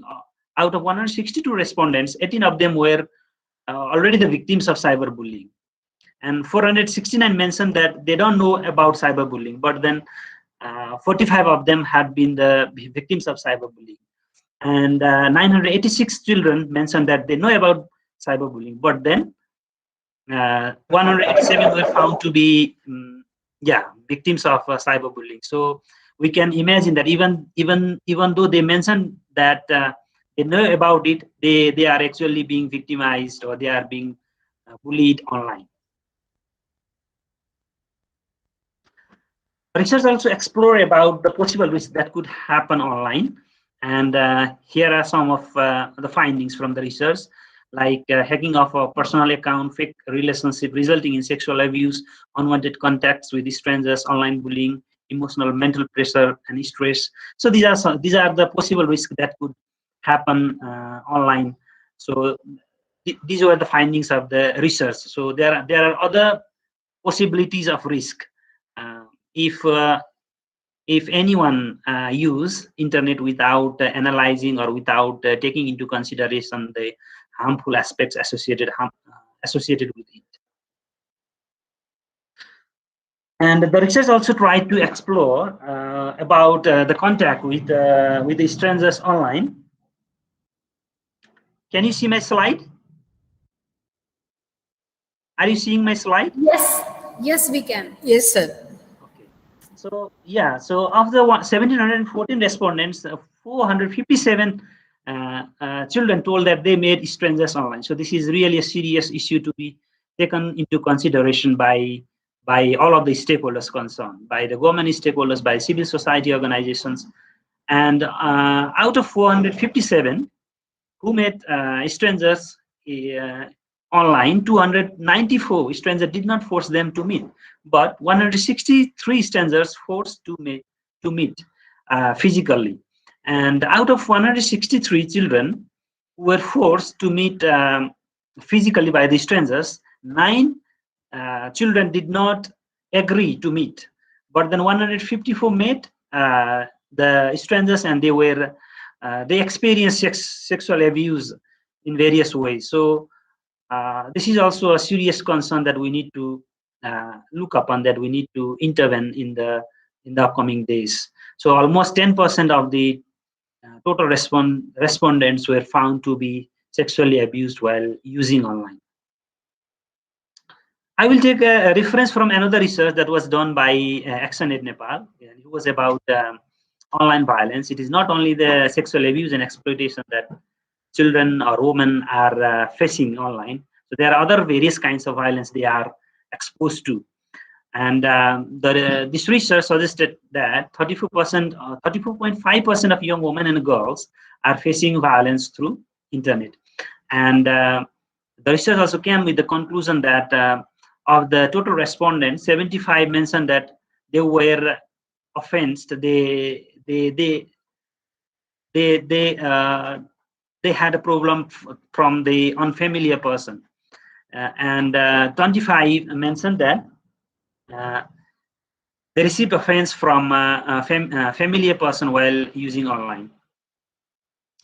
And they have been into online abuse or violence in various forms, like receiving offensive comments, emotional threats, offensive name, offensive messages, and obscene pictures, verbal abuse, and so on. And they have also responded that they have taken the steps to avoid the violence, and very particularly they have shared these things with their friends, and some of them have shared the violence they have faced through with their parents, and some of them have even reported to the police. So in various ways, they have found out these steps to avoid such violence or to respond to such violence. And in one of the questions of the research regarding if they know someone who has ever faced online violence, 59% mentioned that they know someone known to them who has ever faced or experienced violence online. And amongst them, majority of 78% were adolescent girls, the one facing the violence online. And the research mentions that the impact of online violence is seen in the form of mental stress, anger, anxiety, and fear. And the research was done within the age group of 11 to 15 years and 26 years and above. So these are some of the findings from the research that were conducted, being online safety into consideration. Now we'll look into the figures on the reported cases. The data has shown that the number of ICT-related criminal cases registered in the fiscal year 2015-16 was 36, which was 29 in 2014 and 15. In context to Nepal, such cases are related to Cyber Bureau. Cyber Bureau is a separate wing of Nepal Police, who is responsible for looking after the cases related with online safety and related with telecommunications or cyber-related things. As reported by the Kathmandu Post, there have been altogether of 5,574 cases registered at the Cybercrime Bureau since 2016. And in 2019, there were 353 cases registered within the first 2 months, and nearly 70% of them were targeted at women. So I just wanted to depict a scenario on how women are targeted, or how women are affected by the risks that are there while making use of internet or while being online. I have taken these references from a research named Internet Safety and Risk of New Technologies to Children 2019 that was conducted by ICPAT Luxembourg. And further to this, there were 104 complaints registered in the Central Cyber Bureau against children related to cyberbullying, child pornography, false IDs, and cheating. So this has been mentioned in the report, The State of Children in Nepal, that is published by National Child Rights Council of Ministry of Women, Children, and Senior Citizens. So this data and the findings of the research clearly suggest that the women, children are not safe online. To discuss furthermore, I would like to share a case story. I take this case story from the website of Cyber Bureau. Actually, it is in Nepali, but then I will explain what happened, what this case says about. So it's a press release about the case of a woman who was taken to Cambodia, and the medium used for the initial contact was Facebook. You can see over here mentioning about the Facebook. The perpetrator make use of Facebook to reach to a woman to persuade her to go to Cambodia, where she was promised a salary of 1 lakh Nepalese rupees, 100,000 Nepalese rupees. She paid 450,000 to that perpetrator, to that agent, to go to Cambodia, and she was taken from Kathmandu to Kakarbitta. It is in the eastern part of Nepal, in the eastern border of Nepal. From there, she was taken to Assam, and then to Nagaland, and then to Guwahati, and then to Manipur, from where she was taken to Myanmar. From Myanmar, she was taken to Thailand, and then to Cambodia, where she was sexually exploited. So this is how she got trafficked. So the medium the perpetrator used was Facebook. So it's just an example that I would like to share over here. And there are many incidences that go unnoticed, happening every day, every month. So it is really a high time that we create our communities, we create our family members, we create our neighbors about the risks that are there while we work online or while we make use of the internet for various purposes. As you can see from this case story that online risk at online and sexual exploitation and human trafficking are very much interrelated to each other. So I would like to present a brief scenario on human trafficking as well. So human trafficking, it is a global business that accounts for $150 billion a year worldwide. It's a business for many people, though many of us have been working day and night. Even many governments, many civil society organizations have been working to prevent, to reduce, to eliminate it, but then it has been growing every year.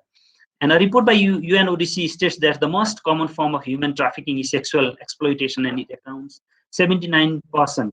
So most of the human trafficking occurs for the purpose of sexual exploitation. Of course, there are cases where people are trafficked for forced labor, organ transplantation, and many other purposes. And trafficking in person report by National Human Rights Commission Nepal has revealed that only 47% of 13,678 lost cases reported to police were found. Only 174 cases of human trafficking were filed in the year. So this is just to show a scenario that how traffic cases go unnoticed, and even if they are noticed or they are found, then very few of them go for the legal process or prosecution process in context to Nepal. The same report suggests that 35,000 people of Nepal are trafficked so far, and 1.5 million are still vulnerable to trafficking.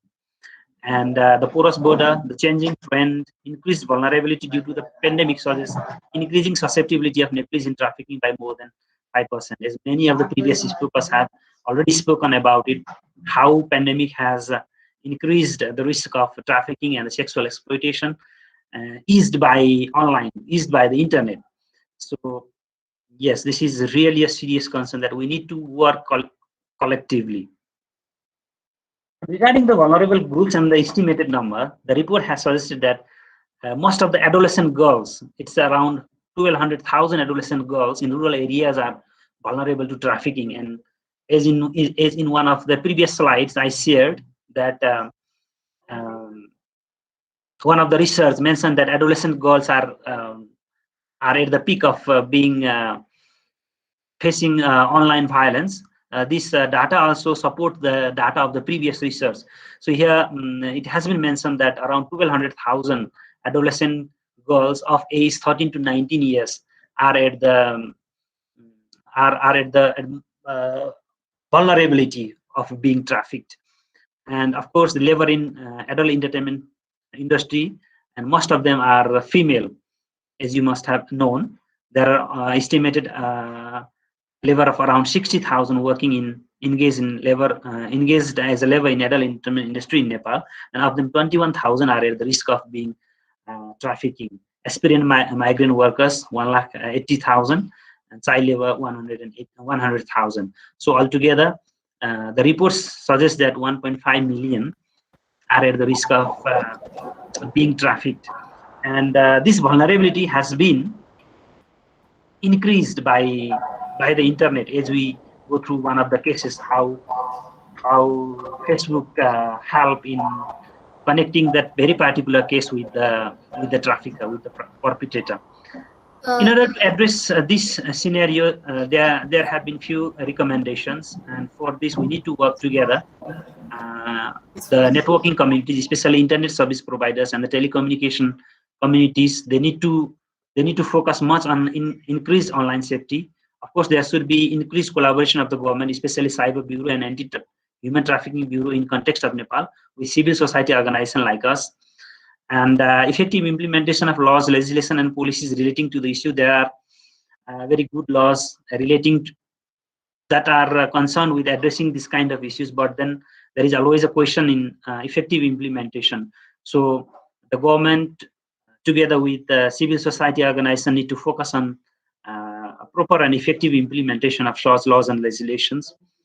And better response mechanism, prompt prosecution process, and reporting mechanism are to be in place to address cases of exploitation.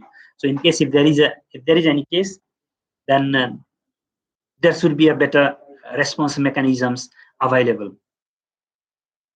And most importantly, an individual should promote self-protection measures while using social media or working online. For this, we can be careful while we need to be careful on social media settings. There are privacy options over there. So what is the limit that we want to expose ourselves to the outer world? So it is up to us to limit that. So we need to be focused on this part, and keeping one's information private, practice safe browsing, being careful about with whom we chat online, talking to a trusted person at difficult circumstances. So these are the few things that an individual can consider upon to ensure that he or she is online, is safe while making use of the internet or while working online. And in order to respond this situation, civil society organizations like us can have meetings with concerned ministries and stakeholders that we have been doing together with our partner organizations. It is high time that many researches need to be done on this very particular issue, that the advocacy is evidence based. So we have lots of evidence to make sure that things need to happen to ensure that people are safe online, especially women and children. And media awareness through media, posters and stickers is equally important. Media advocacy and sensitization to media houses, direct support to the women and children affected by online sexual exploitation, social mobilization and coordination and networking plays very important role in responding to this kind of situation. And I would like to share some posters that we have developed together with Shiwin to raise awareness in the communities. So with this, I will conclude my presentations. Thanking the organizers once again. I would be happy if you have any queries or suggestions or anything that needs clarification. Thank you.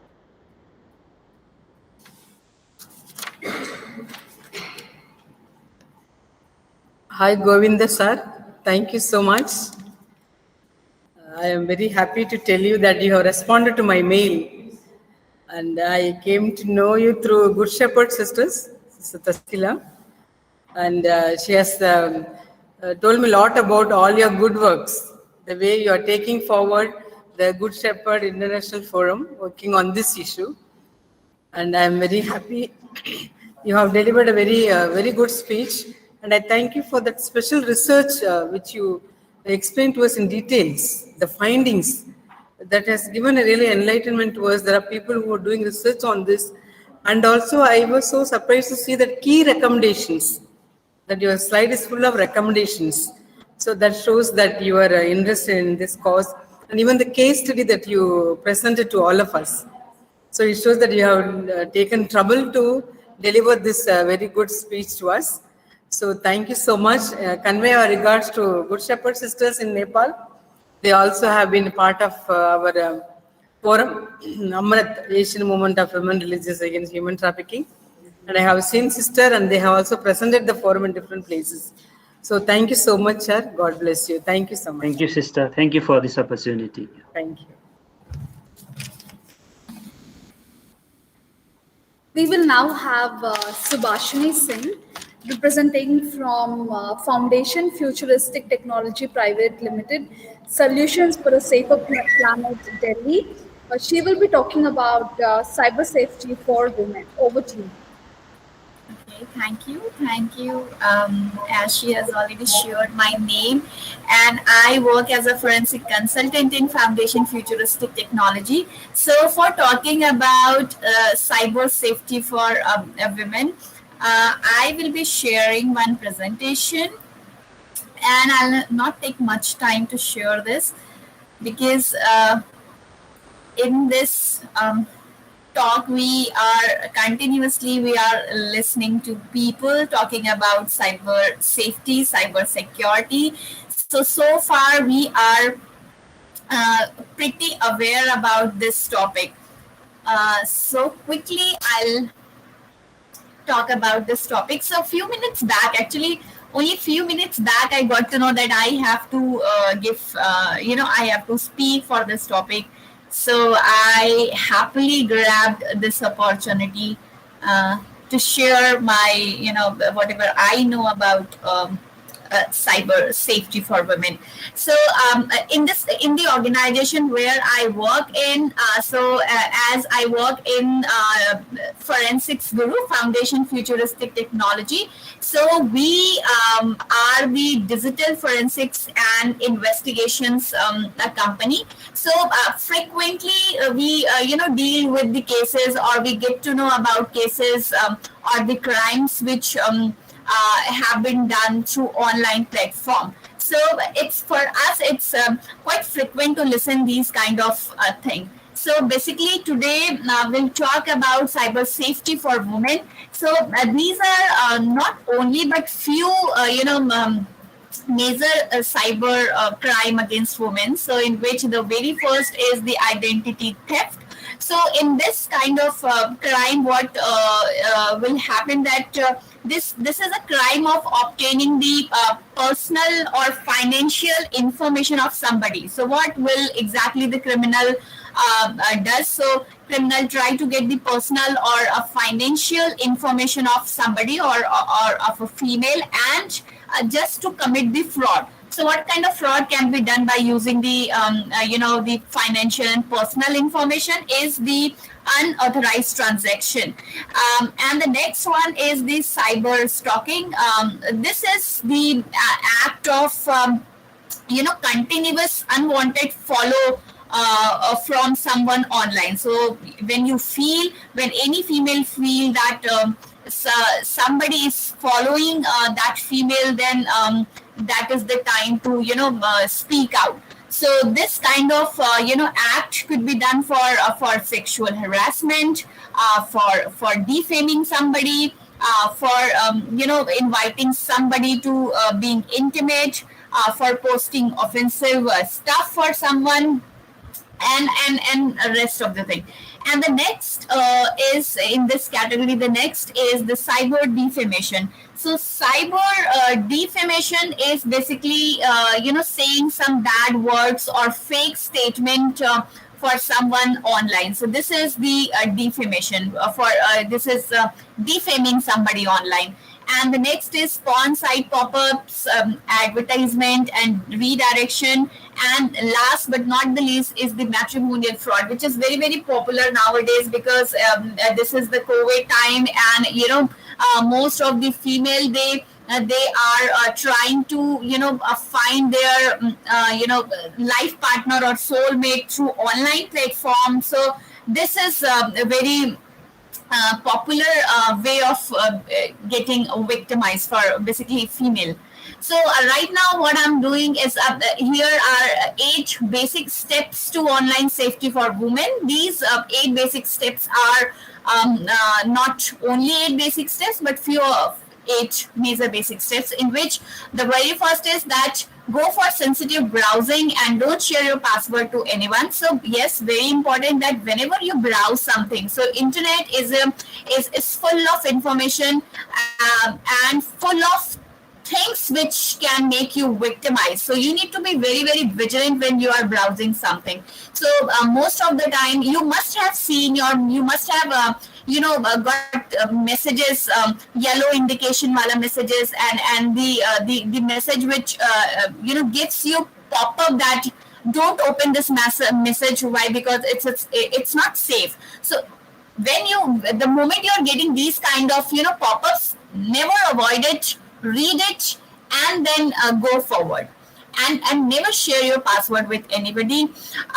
Don't leave your webcam connected. So there are a lot of apps or cables which turns your camera automatically on. So what you have to do, you need to be very, very vigilant for this security purpose. You need to be vigilant that you are your camera is closed, or if there is any setting to close your camera, so be sure that you are going to use the setting. So you need to be aware for all these things. So you beforehand, before using any application, you need to be aware for each and every part of the application. And if you are going to meet any evidence which you got to know about online, so avoid meeting that acquaintance alone, and avoid sharing a lot of stuff with that person. So share only things which is required. Never share anything extra. So be limited, I would say. So you need to be limited in terms of keeping your information private. Okay, so very important. The next is that we become very happy when we get calls like in which we get information that we have won something, we have won a lottery ticket or something like this. So blindly, most of us, what do? We become very happy, and in that happy mode, we take wrong steps. So we share our crucial information like bank account detail with the person who has called us for. This is basically a fake call, but we don't think about that. We only focus on the lottery thing, and then we tend to share our information. So we need to be very, very vigilant for this. Next, that always, whatever phones we are using, whether it's an Android phone or the iOS phone or any other operating system or any other system, the laptop or desktop, whatever operating system we are using, those operating system should always be up to date, and we should always be using antivirus software to get ourselves prevented from virus attack. Because most of the time what happens nowadays, a lot of virus or malware in the market, available in the market, which are used to get your information, like it steals your information, your crucial information will be stolen.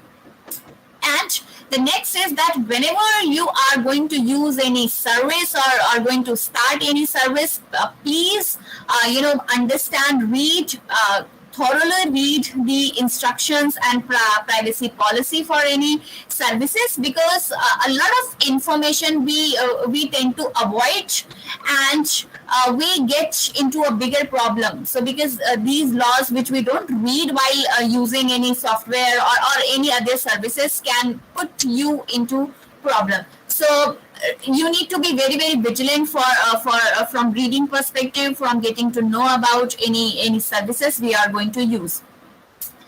Okay, So next thing is basically it's mostly for girls. There is nothing like free buys. So free buys is something gifts without something which is of without charge or without cost. So we are in habit of going towards things which is of no charge. So we need to avoid this habit of ours, because most of the time what we get malicious software. So we are in habit of installing software or something which is of free of cost. So this is by doing this, what do? We invite malicious software to get installed into our system, and we get victimized. And yes, as we frequently use social media, we are on Facebook, Tinder, Instagram, Twitter. So we need to be well aware about the security features of these social media platforms. And additionally, whenever we are done with our social media conversation or anything, whatever we are doing, so we need to always sign out when we are done with our social media work. So these are few of the things which we need to follow in order to be safe online. So here are a few tips which I will quickly read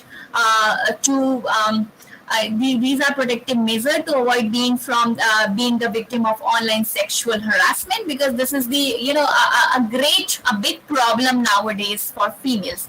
So the very first tips is the install security application or software in your phone or computer to check if any malware is installed in it. So malware is basically used to install, to steal your information. So in order to keep your information private, you need to, install security application.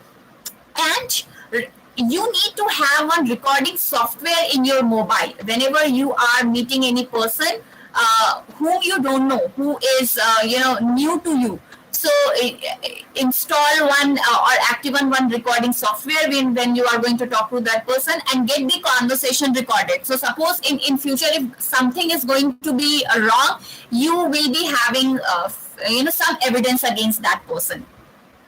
And if any person whom you have started talking has started asking for naked picture of yours, stop talking to that person. So it's good to say no. Don't hesitate, don't shy, and be very, very vigilant about these things.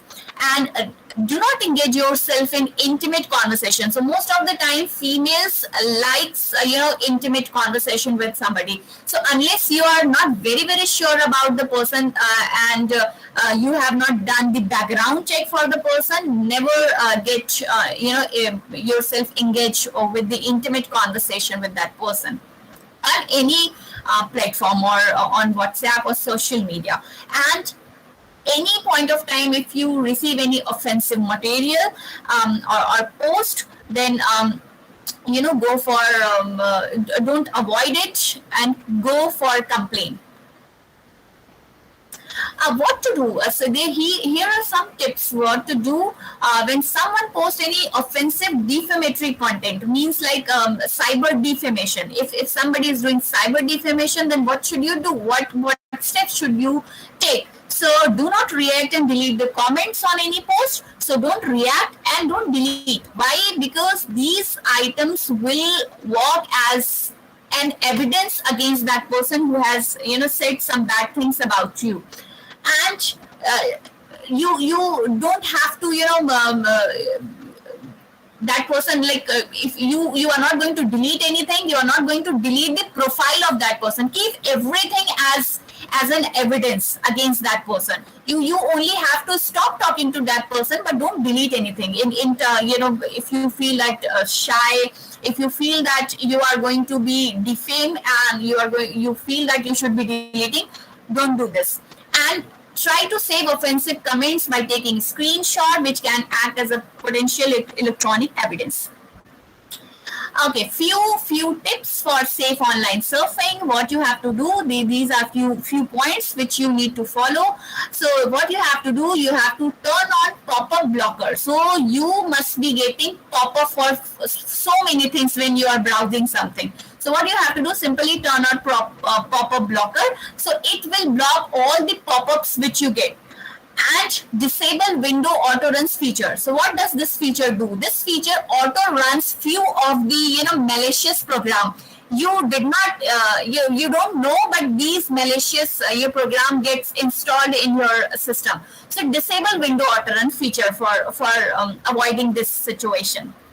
And do not allow pop-up without reading details of content. Okay, very often, very frequently, what do we do when we are in hurry? We don't read anything. We only click on allow. So something pop-ups and all of a sudden we click on allow without reading anything.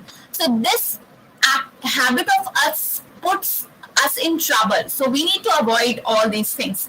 So review the browser setting and block the website having offensive or sexual content.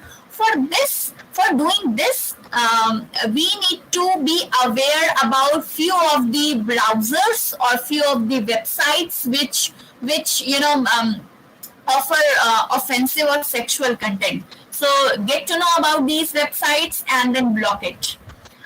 Okay, so quickly few tips to protect yourself from matrimonial fraud. So what you have to do, you have to ignore requests to send money and report the matter to authorize immediately. So suppose if you have started talking to somebody on matrimonial website, and after few days of talk, if your partner, your prospective partner asks for money, then be very vigilant and then report for this.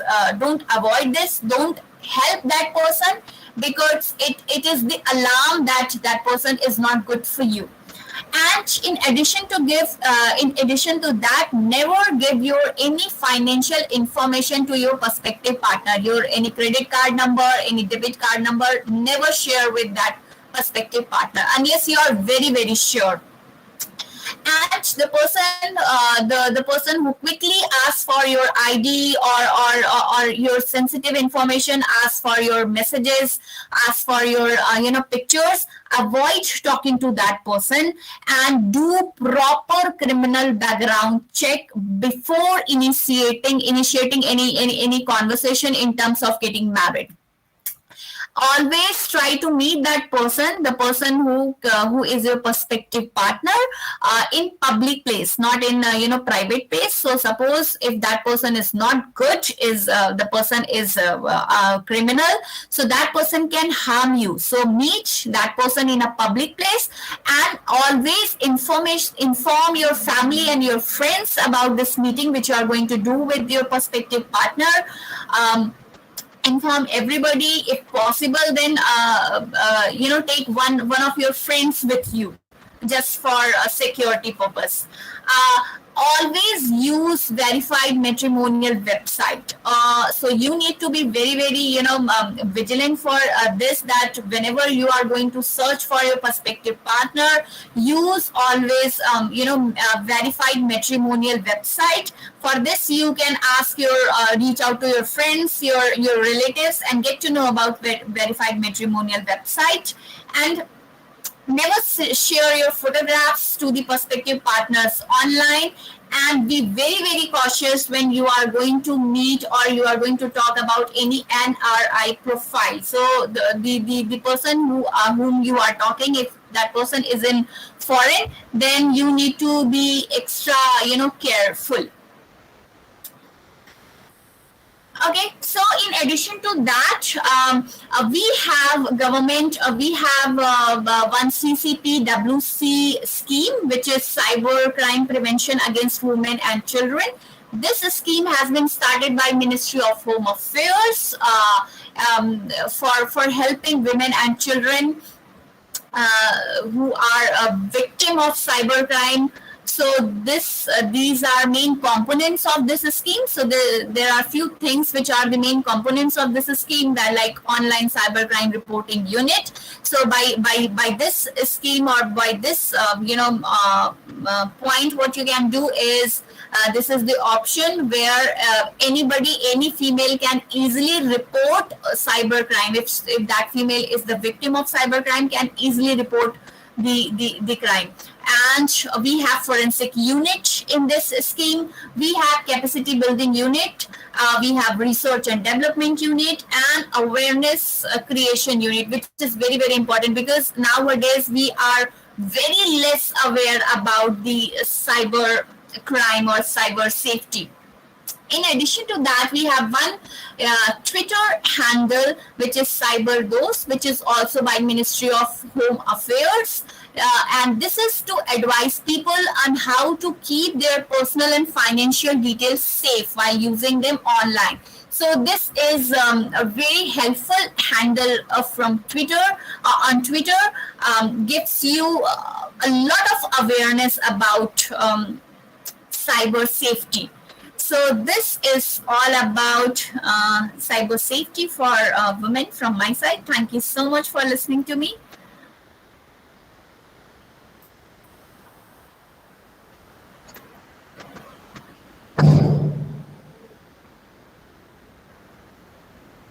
Thank you, Subhashini. I think very informative tips that you've given us on matrimonial sites, on CCPWC and CyberDose and other information that you've shared. Thank you so much for pitching in at the last moment.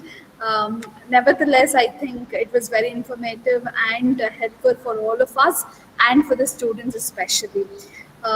With that, we will have our last presenter for the day. We have Merlin Shireen. She is presented in two of our programs as well. One passionate student from Kerala. They have done amazing work even during the lockdown in extending the work of anti-human trafficking clubs. She represents the president of Anti-Human Trafficking Club, Sabrisa College, Kerala. Over to you, Merlin Shireen, for you to share with us on what and how each one of us as a young mind can contribute. Thank you, ma'am. Am I audible? Okay. Good evening, ladies and gentlemen. Respected Sister Sahaya ma'am, Head of the Department of Social Work, Mary Stella College, Vijayawada, and Ms. Chrysolite, and all faculties and trainees of Mary Stella College, Vijayawada, and all the participants. I'm extremely proud and honored to be a part of this great initiative. And first of all, I congratulate the whole department for this great initiative. And myself, Sharon Casey, the trainee social worker and the student coordinator of Anti-Human Trafficking Club, Sri Shabarisha College, Kerala. And Sri Shabarisha College is India's first aided arts and science college run by the tribal management. And the HT Club of Sri Shabarisha College was established on 12th August 2020. It was inaugurated by Dr. P.M. Nair, IPS, retired. And this was also held in an online platform. And the club is working in association with International Justice Mission. And in Kerala, recently, Kerala has launched 14 anti-human trafficking clubs with the collaborative action of the International Justice Mission and Kerala Association of Professional Social Workers. I'm having a short presentation today.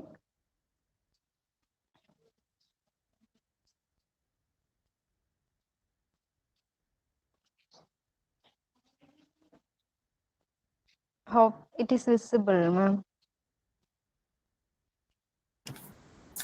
Yes, yes, Sharon. Okay, I will only take a few minutes.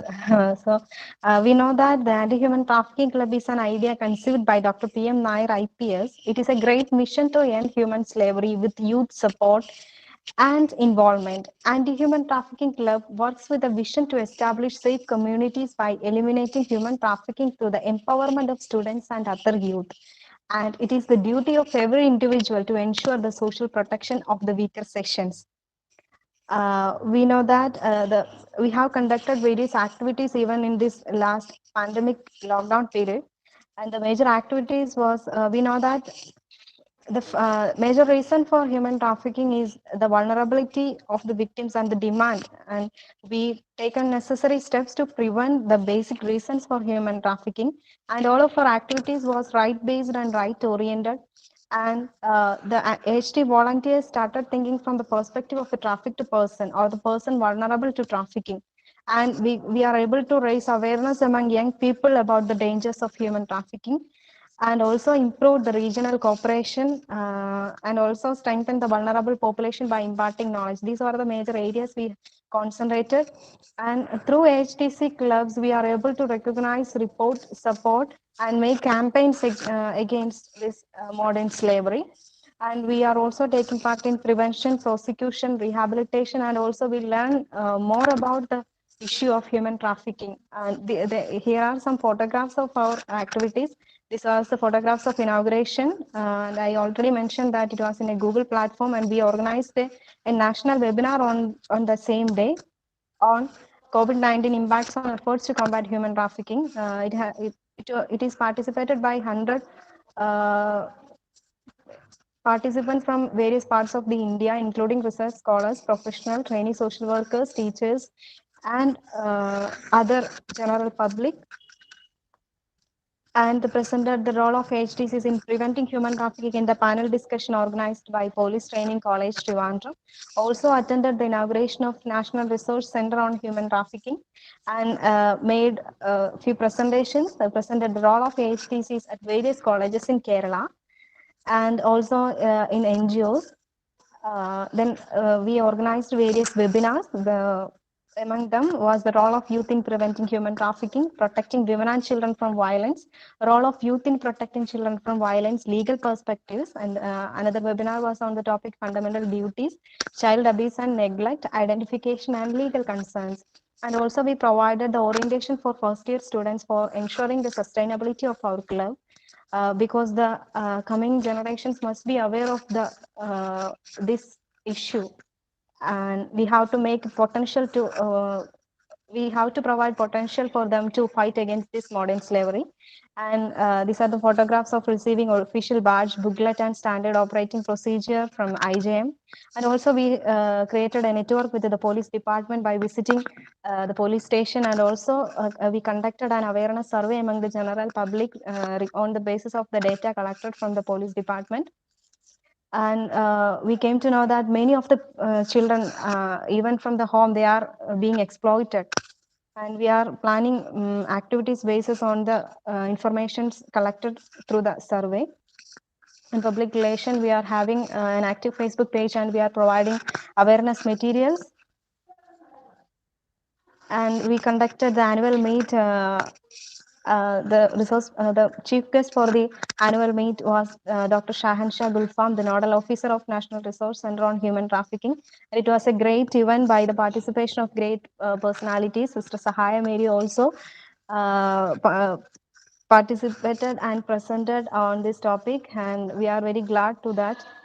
The next program was World Day Against Trafficking in Persons. We conducted an intercollegiate quiz competition on that day. And also, as part of my research, I conducted a study on survivors of bonded labor in Wayanad. I visited the survivors, and I feel so sad about their pathetic condition, because it is very different from the. It was a very we know that while we are reading, we will felt so sad, but when we visit them directly, that will create us more insight about what role we have to play to make them to protect them. Then the major outcome for all these activities was we are able to create an awareness among the community about the issues related to human trafficking, and we created public awareness against human trafficking in children, including online and online sexual exploitations. We know that online sexual exploitations is happening all over the world, especially during this pandemic period. Its number was increasing day by day. And shift of focus. The participants started thinking from the perspective of the trafficked person. And the next was we are able to network with the government and non-governmental agencies for collaborative activities. Now our youth is ready to recognize, report, and rescue. And we created a network for fighting against this modern slavery. Our supporting agencies was anti-human trafficking units of the police department, child line, district child protection unit, district legal service authority, Kudumbasri, Panchayat Against Human Trafficking, International Justice Mission is a great support for us, and Ministry of Women and Child Development, National Commission for Protection of Child Rights, Kerala State Commission for Protection of Child Rights, State Human Rights Commissions. We created a network with all of these agencies, and we are working as a supporter to fight against this modern slavery. And being in the mission, we have to realize one thing, that no one should be exploited because of our silence, and mobilize the great potential of the youth.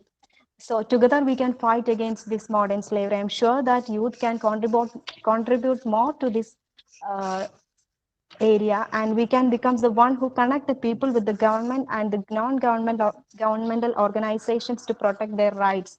So we have to be act as a whistleblowers against this modern slavery. So we know that the youth is the power and the strength of our nation and the whole world, and it is our responsibility to give a part of the energy of our youth to fellow human beings who are suffering from this kind of slavery. And the only one weapon we need for this is a mind that is disturbed or restless because of the insecurities in the society. And I'm sure that using this weapon, we can raise our voice against the modern day slave markets that destroys the lives of our siblings. By acquiring knowledge and energy, we can be committed to become the safer community creators. And I'm concluding with the words of Dr. P.M. Nair, sir. Let's spot it, speak it, act it, and stop it. Thank you so much.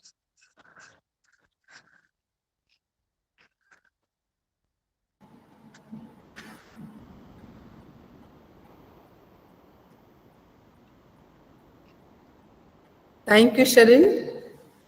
Thank you so much. It's very nice to listen from a student who is the president of this club. I have heard also speaking you in many forums. I think you are an inspiration to many students. I think maybe especially to our Maristella College students. Thank you so much. Thank you, sister. Thank you so much for this great opportunity, and wish you all the best for your future endeavors. Yes, thank you. You were well expressed the activities of your club, and as you said, there are 9 clubs in in Kerala. Am I right? Sister, now we are having 14 clubs. Wow, very good. Yeah, and the number is increasing day by day. Very Everyone good. is taking initiative to join our mission. Oh, it's nice to see many young girls and boys coming together at the college level, working on a particular cause. It shows your interest for the society. So thank you and congratulations. Go ahead with this. We are with you. We shall meet in another forum where all the human trafficking clubs of India can come together and show off force to the global world. So thank you so much. God bless. Thank you so much. With that, I think we are done for the second day of our presentations. Now I will have Jishita, former president of Anti-Human Trafficking Club, Maristella College, share word of thanks.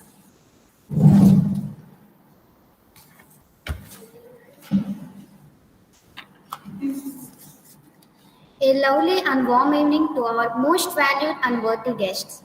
It's a matter of pride for me that I am proposing vote of thanks. I thank all the speakers from India and abroad for your valuable message on online safety for women. Thanks to all participants being part of this webinar. I show appreciation to the people who have been the strength of this meeting. Once again, I would want to state that we are glad to all the speakers here over the meeting.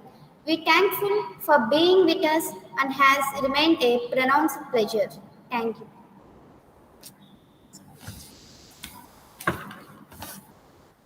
So as we are concluding, on behalf of the Anti-Human Trafficking Club of Department of Social Work at Maristella, I thank all of you, all the resource persons, all the participants.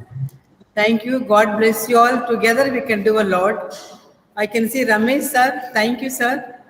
This is the child line at Vijayawada, a very, very active force. They have done a lot of good work, and I'm sure in every country, in every other places also, you are doing a lot. So we are here to work hand in hand with each other. Thank you so much. And tomorrow we have the concluding of this international webinar at 10 a.m. And I'm very happy to tell you that tomorrow resource person is from Philippines. And we are also going to have two important activists, those who have experience of rescuing victims, especially from North. One from North, other one from Mumbai, and another are from Tamil Nadu. So looking forward to see you tomorrow also online. Thank you so much to all the participants and the resource person. And I have very, very special thanks to my dear friend who is sitting near me, Crystalite. She is a young girl and with lot of energy. She has started her own NGO called Red Rope. Her head office is in Hyderabad. I appreciate, and I think she is the right person to moderate this today's session. Thank you. God bless all of you. I also thank the principal of Maristella College, Sister Jacinda Cortez, Sister Sleva Toma, the correspondent of the college, the vice principals, all my staff, and very especially to my staff, Mrs. Kalpana Ramesh, and all the students of social work who are very, very active, always supportive. Thank you so much. God bless all of you. Take care. Thank you, Sister Thank you, Sahaya. sister. Thank you. Prayers to you, prayers to you. Thank you. God bless.